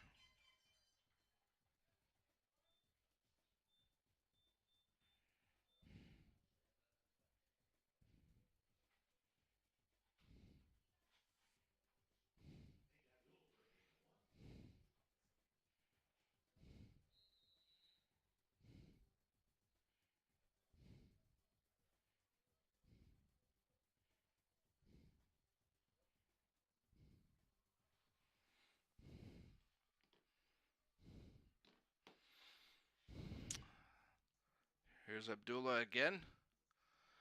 Fumble, the ball came loose. May have bounced right back into Abdullah's hands.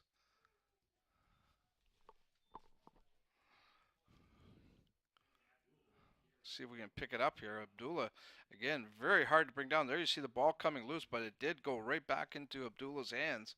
So not only did he get the ball back, but the Grizzlies did pick up a couple of yards there, but they're faced with a 3rd and 3 situation, so they're going to punt this away.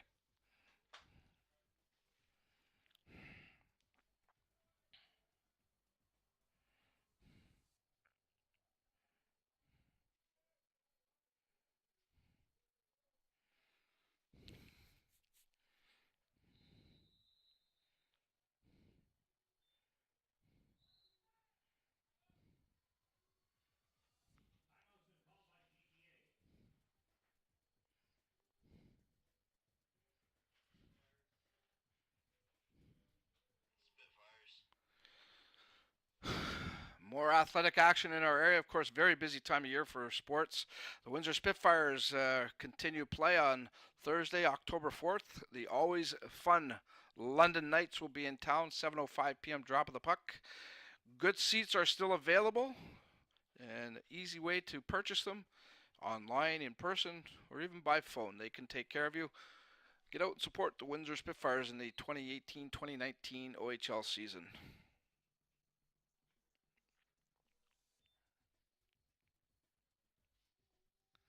Here's the punt.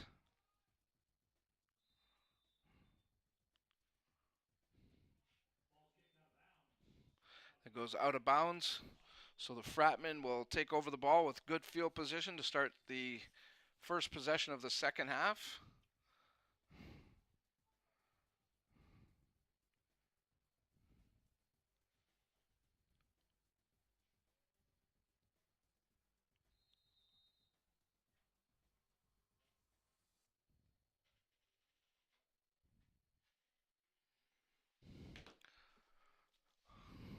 Fratmen starting at their own 43-yard line, 1st and 10. They lead at 16-0. All those points coming in the first quarter. Nothing to speak of in the second. Back at the quarterback position, Colton Allen. Straight drop back, looks over the middle. That pass is going to be short, intended for Devin Woods. 2nd and 10 coming up for the Frat.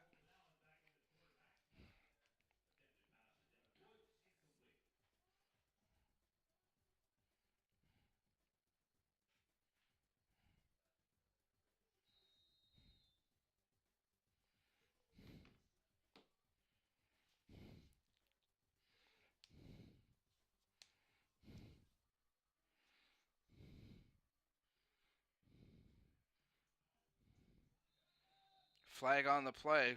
Why should we be surprised?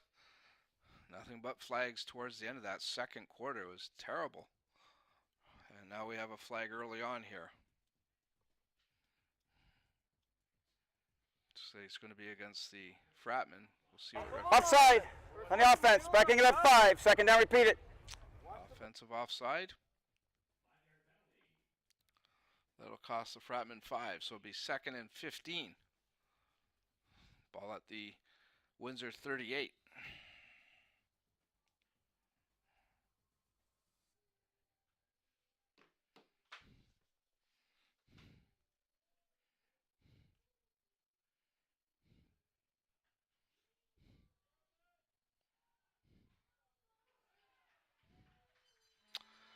Nice play over the middle as Brandon McCraney comes up with a nice reception. Moves the ball into the GTA end of the field down to about the 47-yard line of Toronto. A nicely thrown ball there by Colton Allen.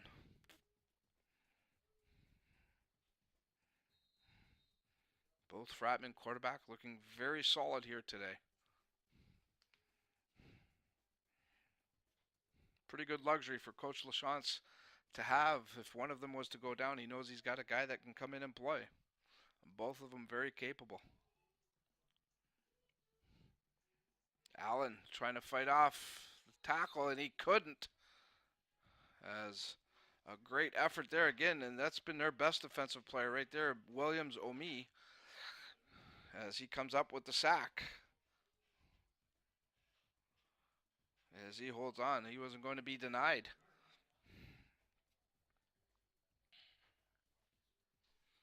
Second and 19.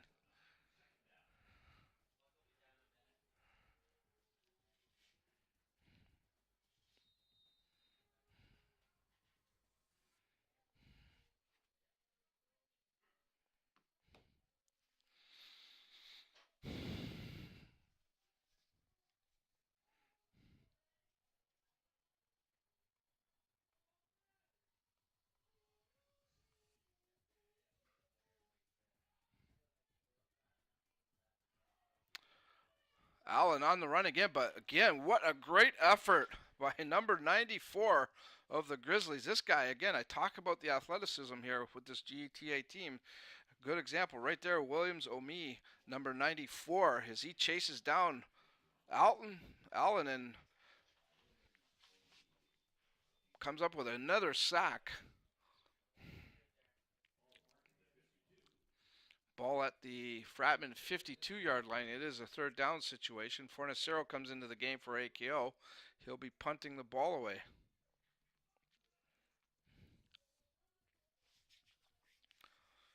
If this Grizzly organization can get a few more bodies and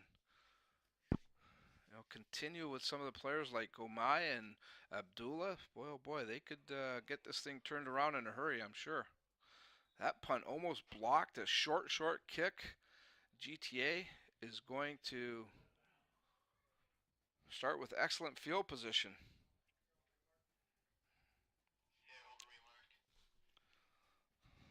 Again, we want to give a thank you to Harold Remark, our presenting partner of Fratmen football here on WeTV.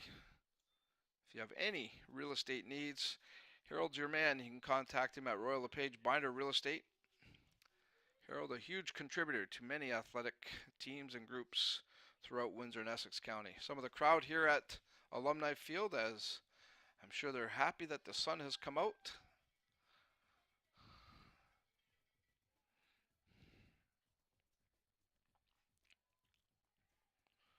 That pass intended for, again, number 88, Ricardo Reyes, comes up a little bit too far, out of reach.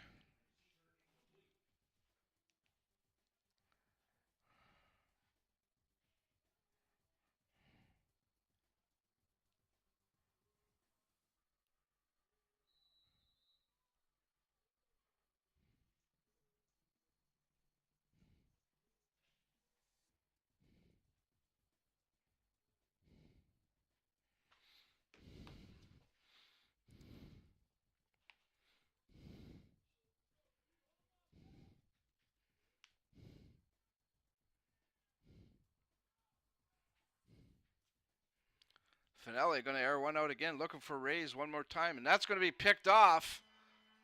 The Fratmen will take over the ball.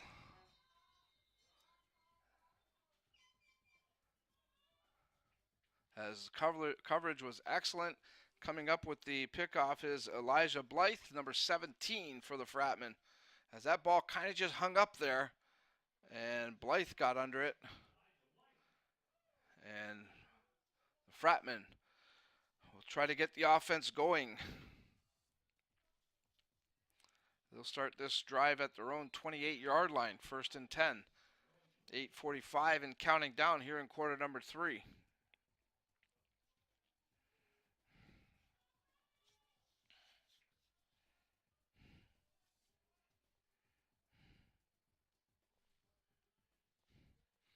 Allen stays in the game, hands off to Prier.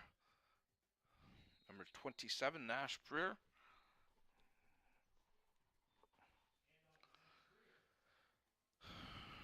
Prier picks up about, we'll say, 5 yards. Call it 2nd and 5.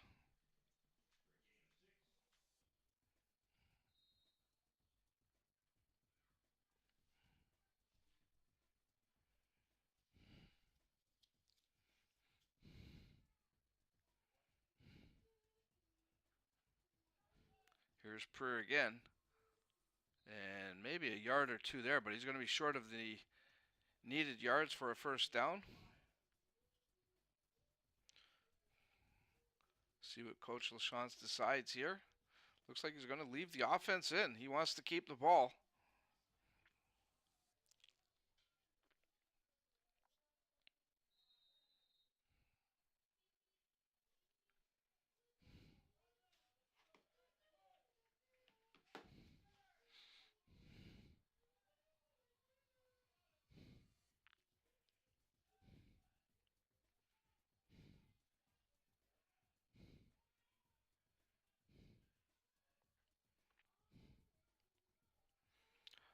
Allen on the run now, looking downfield. He's being chased. He gets the pass off. Not sure if Omar Hayes Williams came up with that reception. Yes, they say he did. So a good effort there by Williams on a low pass. But boy, again, Allen being chased by guess who? Williams O'Mee. And you can see it here. Allen just gets the pass off, and Hayes comes back to grab it, and he gets the 1st down. 1st and 10 for the Fratmen at their own 44. 6.5 to go here in quarter number 3. Fratmen leading it 16-0. Handoff this time. That's Ali Jinko. Ali Jinko, his 2nd carry of the afternoon, and it's a big one all the way into the GTA end of the field. Jinko gets to about the 33-yard line of the Grizzlies. Take another look at it. Nice hole there for Jinko to get through. And then he breaks a couple of tackles, a nice spin. And finally, he's forced out of bounds. But good, hard running there by Ali Jinko. 1st and 10 for the Fratmen at the Grizzlies 33.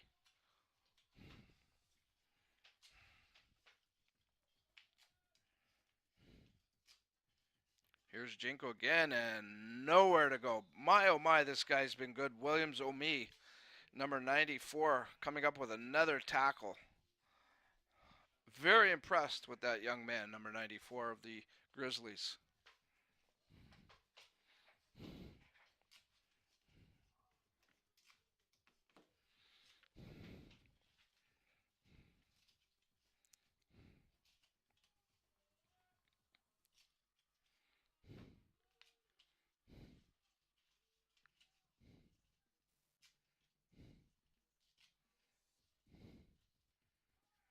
This is McCraney taking the handoff, going left. And he'll pick up 5 or 6 yards. A lot of speed in Brandon McCraney.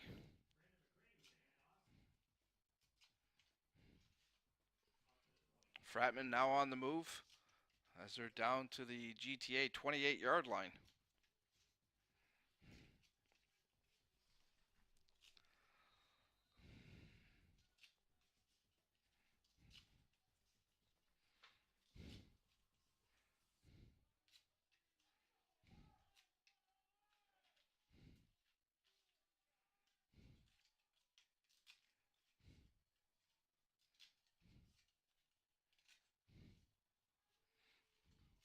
That pass from Allen comes up short, intended for McCraney. That was a 3rd down and 5 situation, so the Fratmen give up the ball on downs. GTA comes up with a stop. And again, since the first quarter, nothing to talk about on the scoreboard.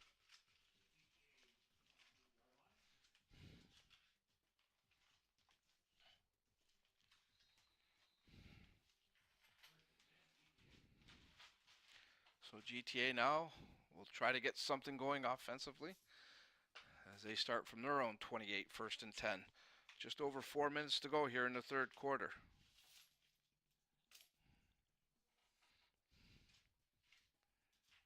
Finelli.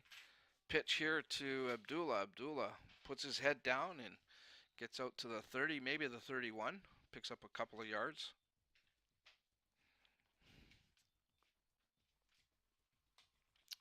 Take a look at it here. Abdullah, a big, powerful running back.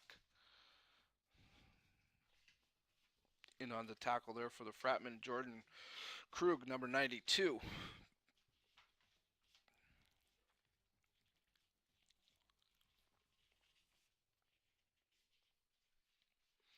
Going to call it 2nd and 8 yards to go for GTA.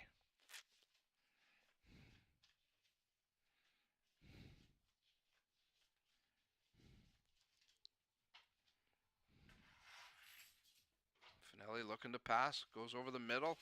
That pass intended for Devin McGurk, number 5, comes up short. So it'll be a 3rd down and 8 situation. The punt unit comes in for the Grizzlies.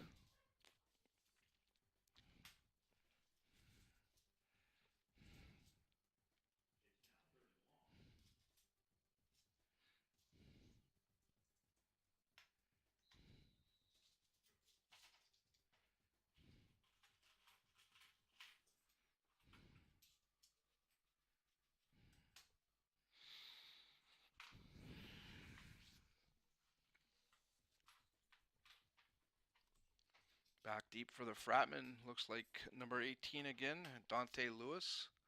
He's joined by Jared Hayes Williams. This is going to be Lewis from his own 42. Gets a couple of blocks. Lewis now looks to the outside. Lewis got some blocks in front of him and pushed out of bounds finally. Dante Lewis with a nice return as he gets down to the GTA Grizzlies. It looks like they're going to spot it at about the 43-yard line. Good field position for the Fratmen to start.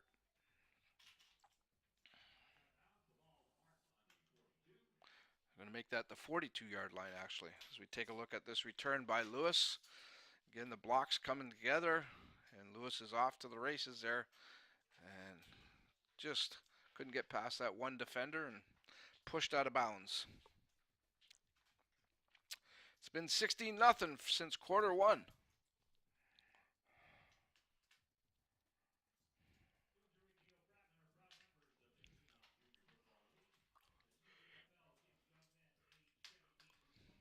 We've actually gone 3 or 4 minutes here without a penalty.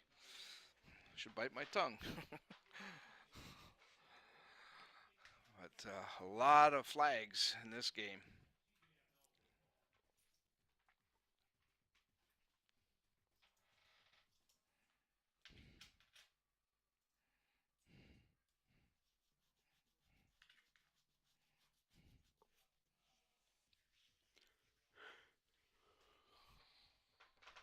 So look at number 30 of the Grizzlies, Minka Abdullah, who's been impressive here today.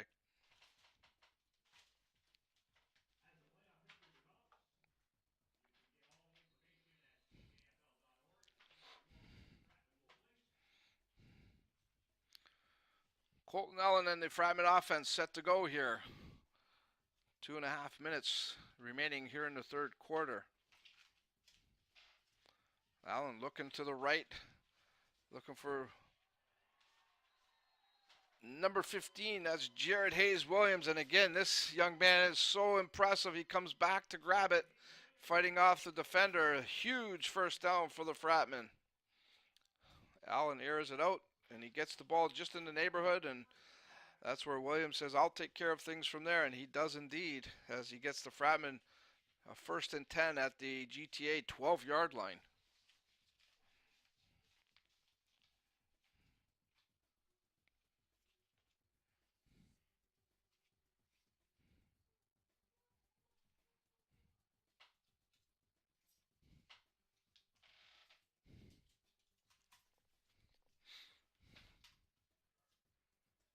Pass over the middle. Touchdown, Fratmen! Number 15, Jared Hayes Williams gets inside on the coverage, and he makes it 22-0 in favor of AKO.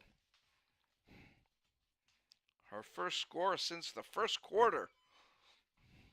Colton, a quick drop back and a quick pass before the coverage is in place, and Williams does a nice job of collecting it. Fratmen are going to go for 2 points here with their kicker missing in action here.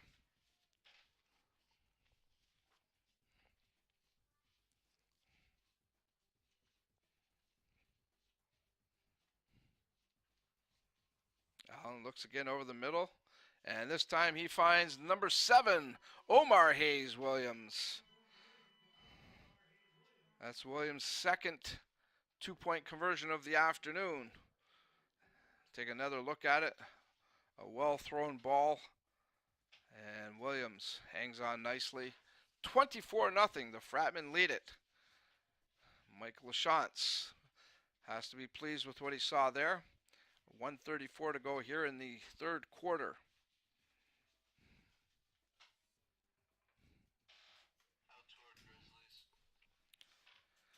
Since 2014, these are the scores that the Grizzlies and the Fratmen have combined for. It's been all Fratmen. I mean, the Grizzlies not doing much scoring, 26-30 points for overall, and the Fratmen been very dominant.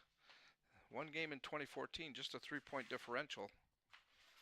But other than that, it's been all Fratmen, and they've got 24 more here today. And have shut down the Grizzlies at the same time.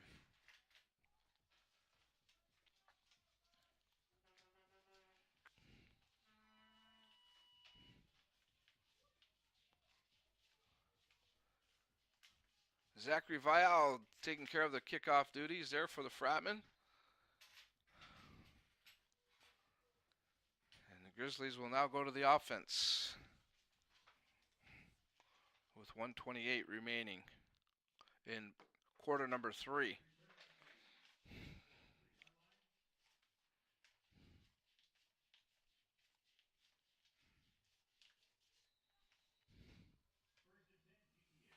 Look at Colton Allen, number 4. Did a good job in that last drive. Threw the ball very well.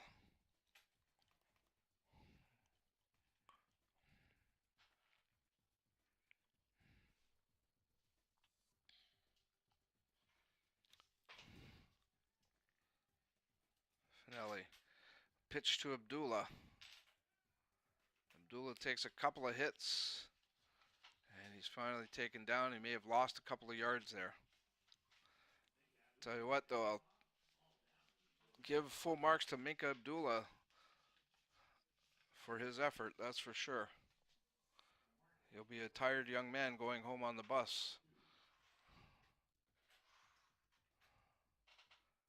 But if there was a game ball, it'd be either him or on the defensive side, number 94, Williams Omi. Both of those individuals have worked hard here this afternoon, been very impressive against a very good Fratmen team.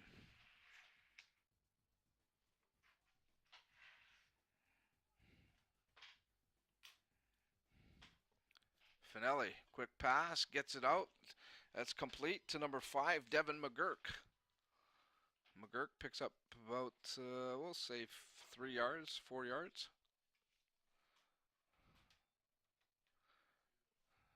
Time has elapsed. I'm sure we'll get one more play in to make the third quarter officially done. Unless there's a flag, of course.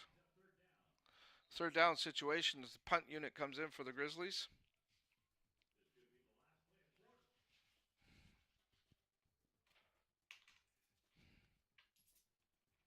Good snap this time.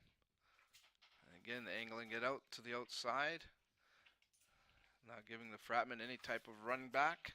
And I can understand that strategy with guys like Dante Lewis and Jared Hayes Williams back there. I probably would be a little bit timid to kick to them as well.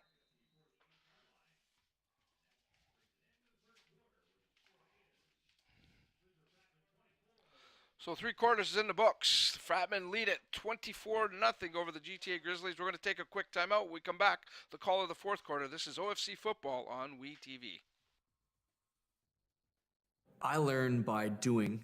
I learn by reacting to a situation. St. Clair puts me directly into my industry. I'm dealing with real patients, real life situations. It's not just theory. It's not book work anymore. I choose to take control of my future and my path to St. Clair College. I choose to be here.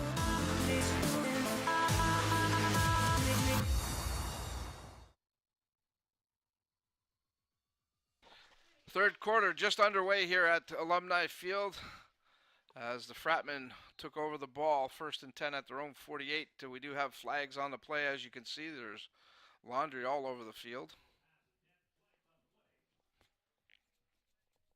As we just get, I should say, fourth quarter action underway.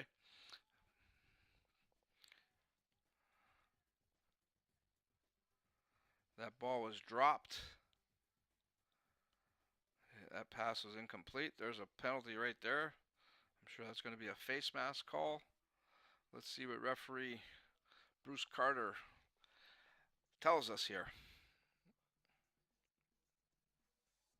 After the fumble recovery, we have unnecessary roughness, face mask number 1, up 15, first down. So they're saying it was a fumble, and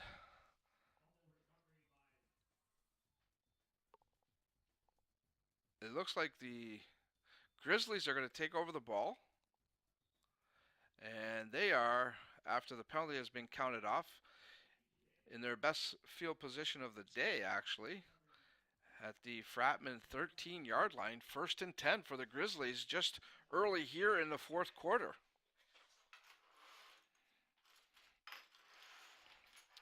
So some sloppiness continues for the Fratmen.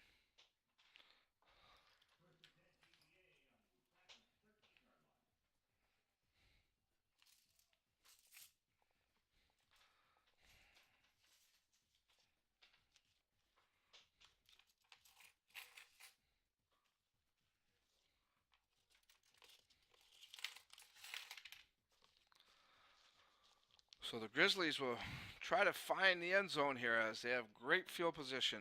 1st and 10 at the Fratmen 13.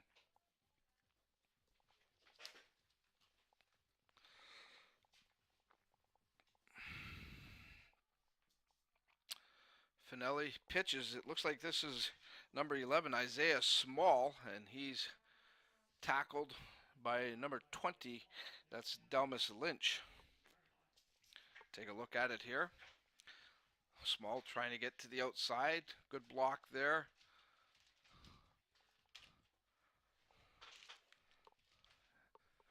And it looks like they may have picked up 3 yards. So we'll call it, or actually lost a couple of yards, I should say. So we'll call it 2nd and 12 for the Grizzlies. Ball now at the Fratmen 15-yard line. And there's a Fratmen player shaken up. Not sure if that's Delmas Lynch, number 20. Sean Haskett, who takes very good care of these guys, over to take a look and see. It is Lynch. Good to see he's up on his own. Looked like maybe in the rib area. Hopefully nothing too serious.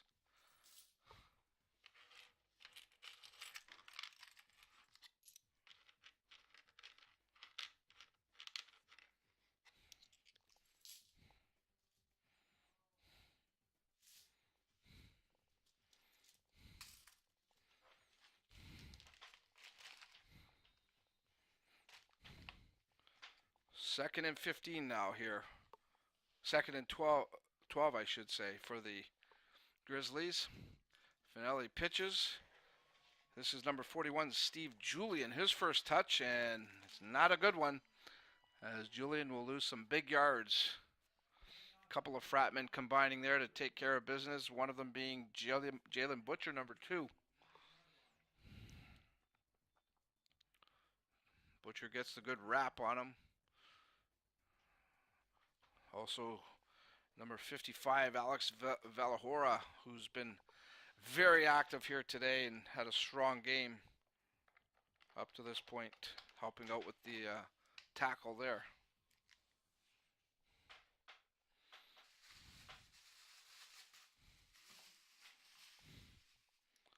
Third down situation and a long 26 as the Grizzlies now at the Fratmen 29-yard line. That pass too high. The intended receiver, Ricardo Reyes, is in the area, number 88, but nowhere near him. So the Fratmen will take over the ball on down. So the Grizzlies had a good chance to get on the scoreboard here, but can't help their cause, as the Fratmen defense did step it up and found a way to push them back. Our next webcast of Fratmen OFC football. We're hoping it'll be a game here. That's still yet to be determined. I'm guessing it would be around October 20th if indeed they do have a semifinal playoff game.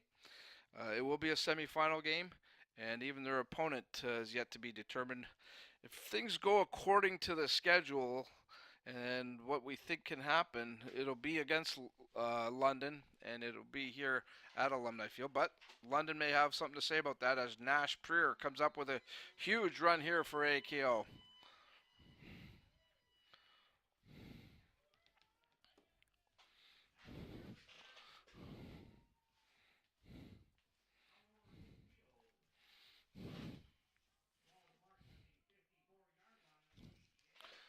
Some nice blocking, and Preer also a couple of nice moves. And he's finally taken down. Ball at the 54 of GTA, just on the other side of the midfield stripe. 11 and a half to go here in the ball game.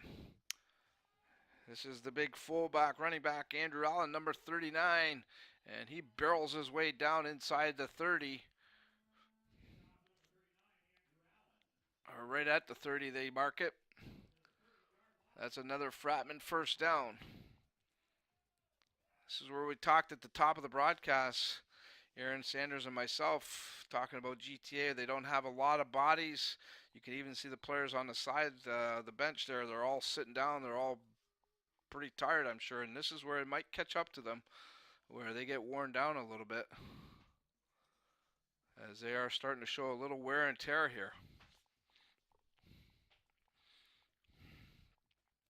This is Preer.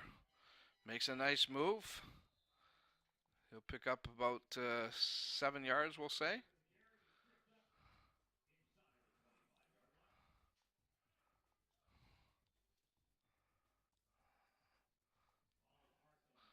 Actually, they give him 8, so we'll call it 2nd and 2 from the GTA 22.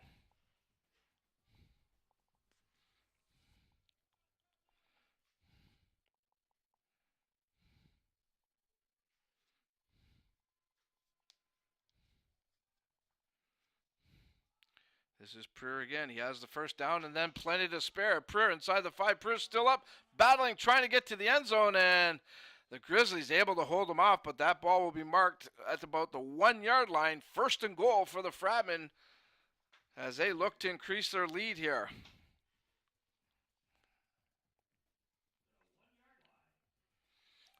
Great effort there by Nash Preer. Look at him fight for those yards. He could see the end zone, but just not enough there to punch it in. 1st and goal for the Fratmen from the 1.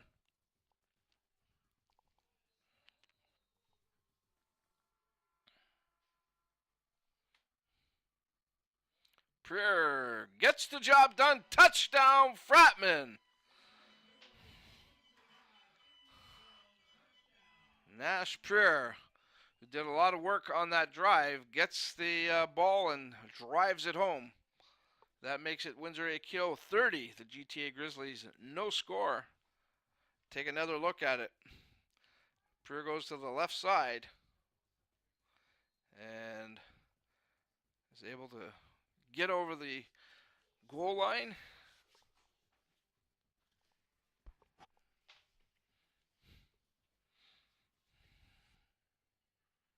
Fratmen again going for 2.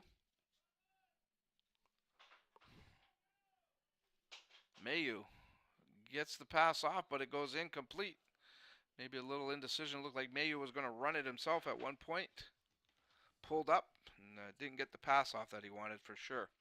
So that's where the score stays, 30-0 in favor of the Fratmen over GTA. 9:11 to go here in the fourth and final quarter.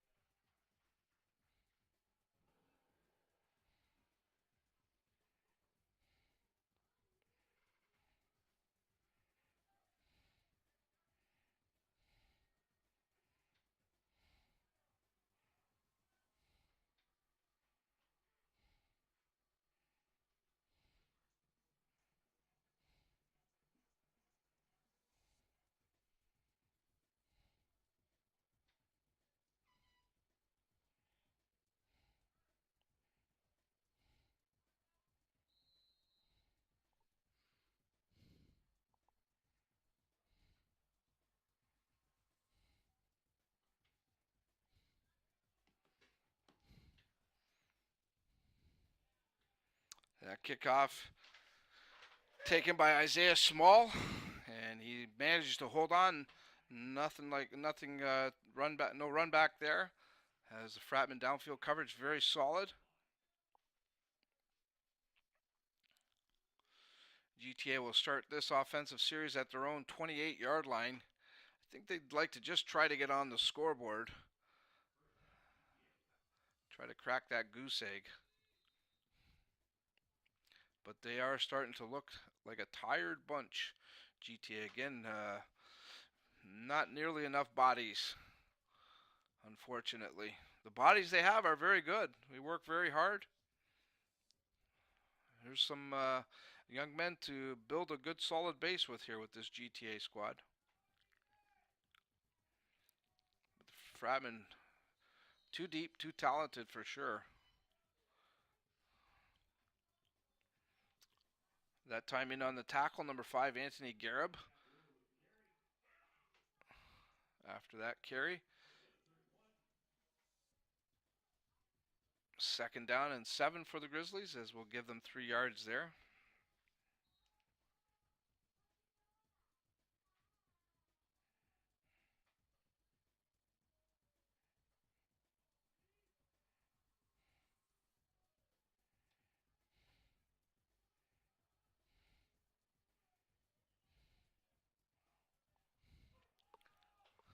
There's the pass. Rays collects it. Rays over the midfield stripe. Rays now trying to find some room. He actually lost a couple of yards as he got over the midfield stripe, then came back to make some moves and may have cost him a yard or two. But nonetheless, a good passing play for the Grizzlies as Finelli eludes a couple of tacklers, gets the pass off, and it's a 1st down for the Grizzlies as they mark it at the, we'll say, the 53.5-yard line on their side of the field. I like that the Grizzlies are not giving up here.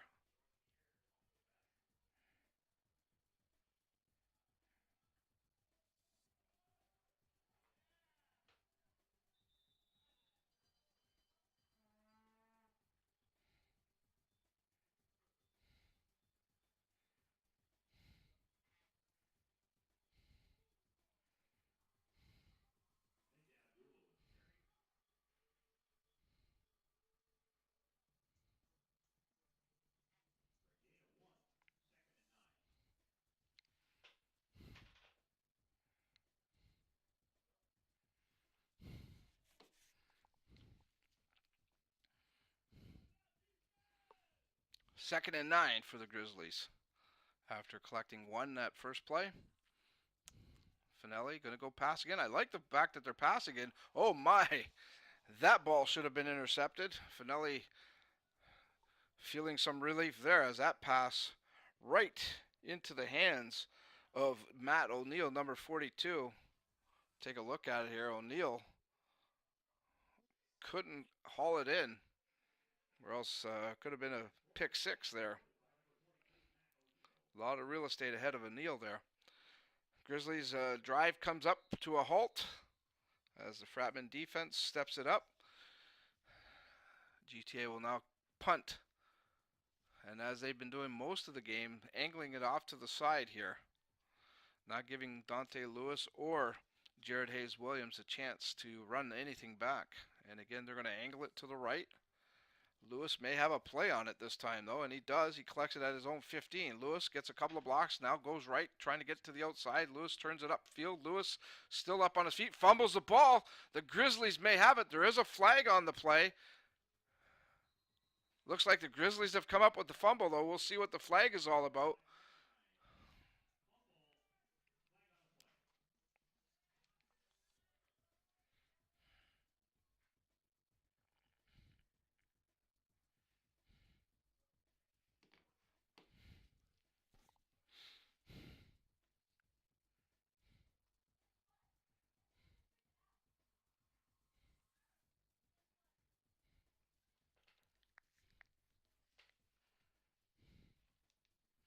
Coach LaChance looking on.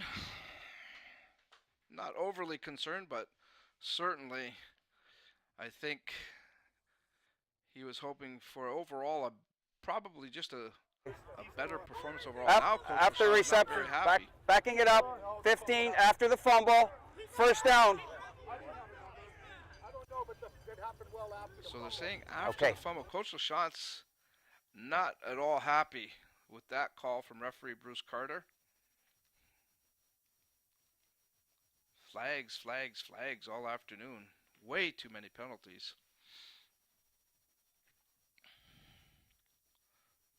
I see Spencer Trenier on the Fratmen sideline. He's taken off his equipment. He's done for the day, obviously.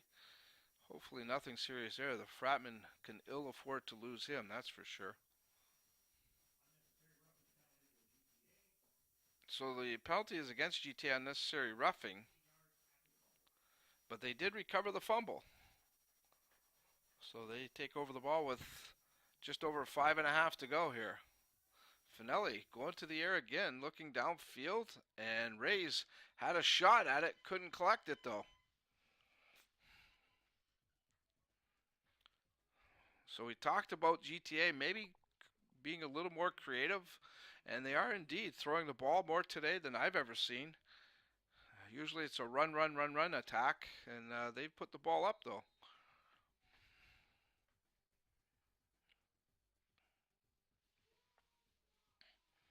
Second and 10, right at the midfield stripe, the 55-yard line. The Grizzlies with the ball.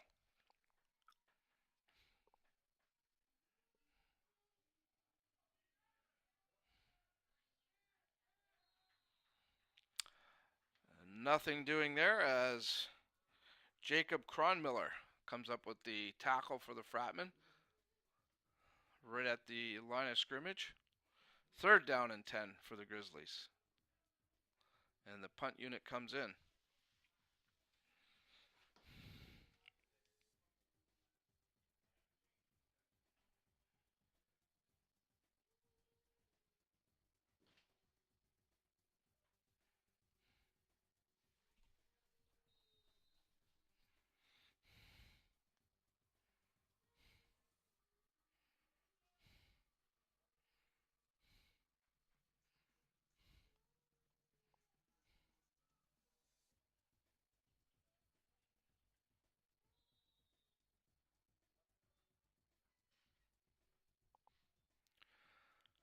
So that punt there comes off.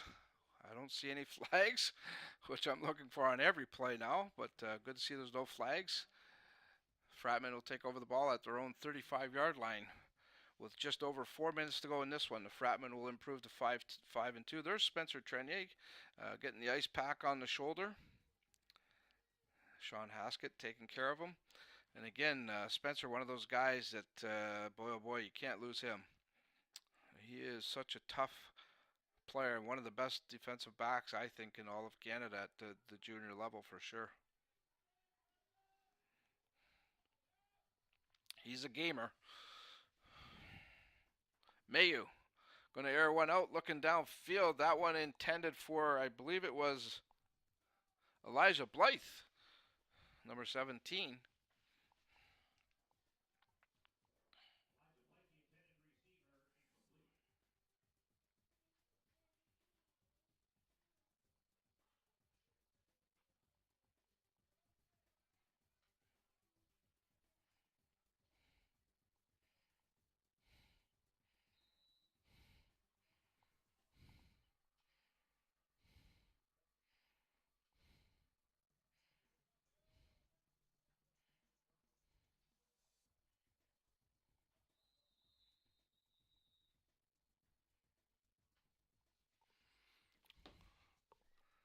2nd and 10 for the Fratmen.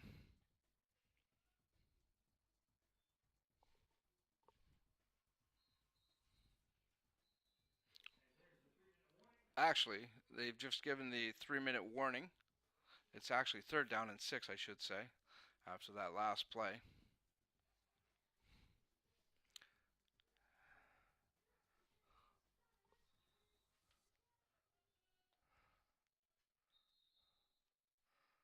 And we're going to have another delay here.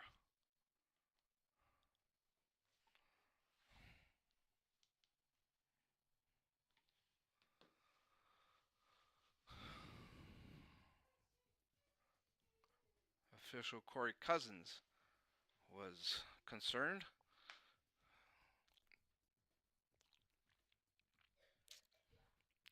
Officiating crew has been busy here today.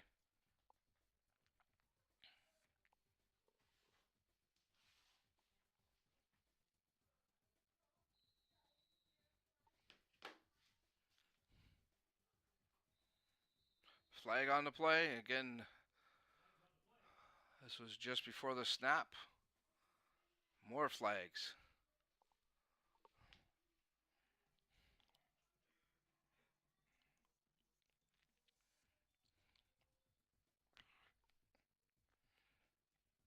Get offside on the offense. Backing it up 5. 3rd down, repeat it.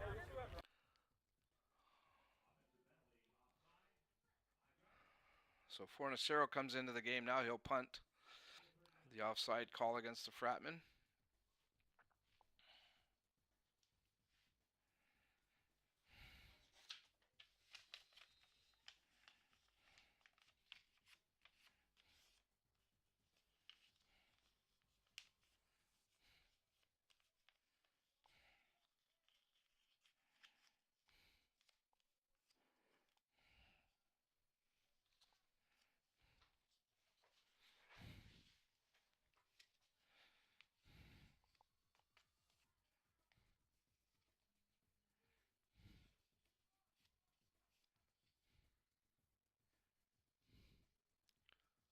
Not a bad kick from Fornacero. Grizzlies fielded at their own 45. There's another flag. And there's some pushing and shoving way behind the play here. Well, I'll tell you what, there's been a lot of extracurricular activity in this game. That was Reyes on the return. See what the call is here. Push from the rear on the receiving team. Backing it up 10. 1st down. There you have it.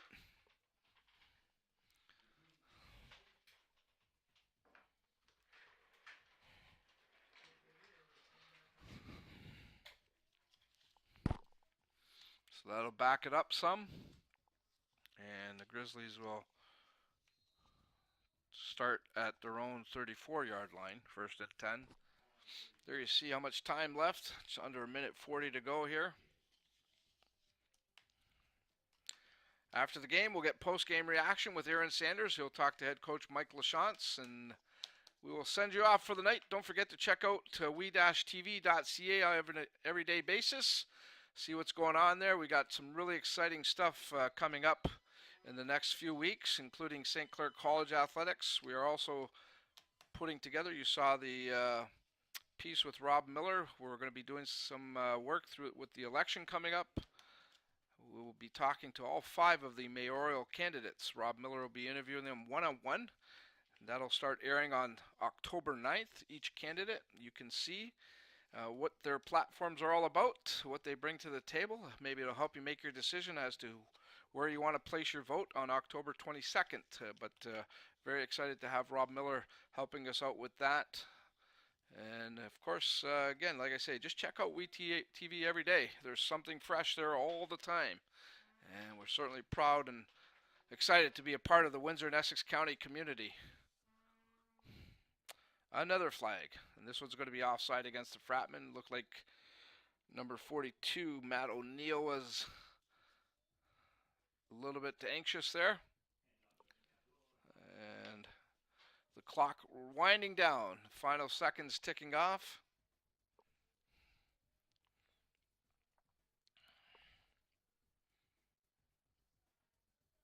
Not. Offside, goal, moving it up. Yep. Second. It is against the Fratmen. Looks like we got time for one more play here, and that'll end the ball game. Unless, of course, there's a flag.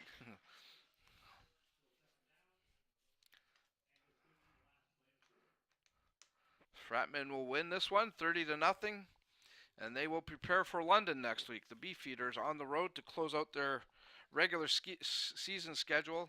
And again, we're hoping in a couple of weeks to have a playoff game here back at Alumni Field. Opponent yet to be determined. Finelli going to try to get one last pass in there, and that's going to be picked off, and it's going to be a touchdown for the Fratmen. Or maybe not. Nope. Wow. Austin Stevens, number 47, saw the end zone but just couldn't get there. But what a way to end the game with an interception. That's going to do it, folks, as we take a look at this last play. Stevens saw the end zone, had a couple of blocks, and unfortunately just couldn't punch it in as he's knocked out at about the 2-yard line. Good sportsmanship being shown here as always, which I like to see, the handshake at the end. As I mentioned, stay tuned. We'll come right back with Aaron Sanders. He'll get some post-game reaction from head coach Mike Lachance, and we'll send you off for the day. The Fratmen win it 30-0 over GTA. This is Dominic Papa thanking you for tuning in. We'll be back with the post-game show right after these words.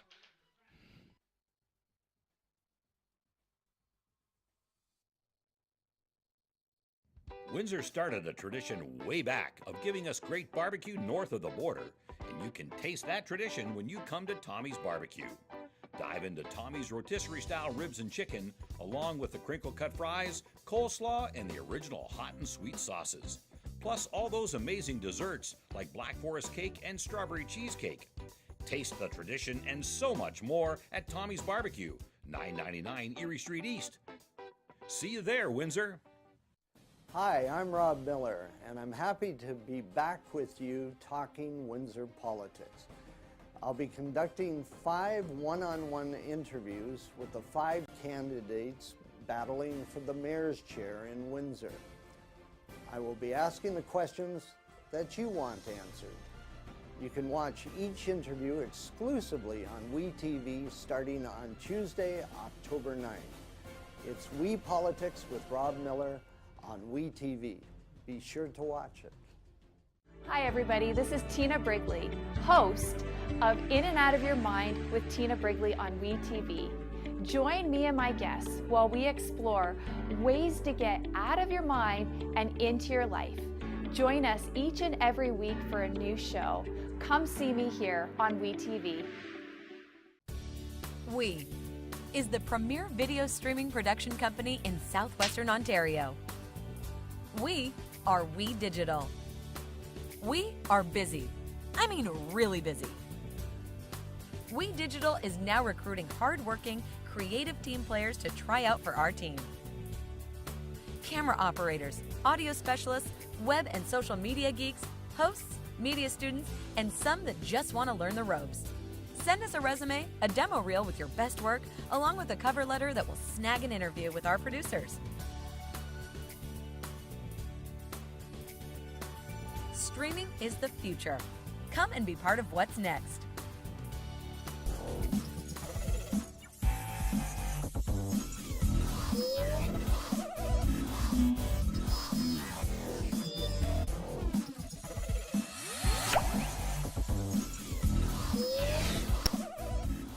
Okay, welcome back down here in Windsor, Ontario. The Fratmen take care of business against the GTA Grizzlies 30-0, and I have the head coach with me, Mike Lachance. And Mike, good victory for this team yet again. You guys go up 5-2. What were some of the factors that came into play here today? GTA is a little shorthanded. They competed well today, but I mean, we just have a lot of athletes. We're a tough team to cover, and they defensively went into a dime look early, so they had a lot of defensive backs on the field, kind of taking away the deep ball, and we ended up running the ball pretty well today. So a good performance. Too many penalties on our side, but other than that, we got some things to clean up. We'll be all right. Well, you talked about the defense. Let's talk about the offense.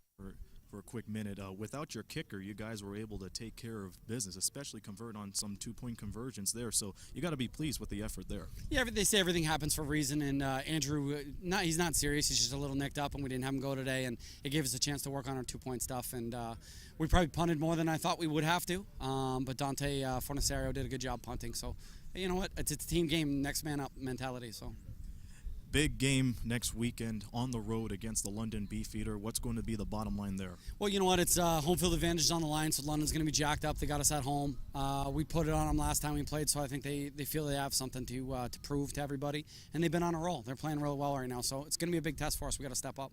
We'll see what happens down the road. Thank you for your time, Coach. Mike LeJean's the head coach of the Windsor Fratmen. As they take care of business yet again, they end up with a 3-1 record at home as they win this against the Grizzlies 30-0. Once again, the playoff picture is still a wrap, so be sure you check in the next few weeks at CJFL website here on TV to see how the Fratmen will figure out. If they end up in second place, they have a home in the first round.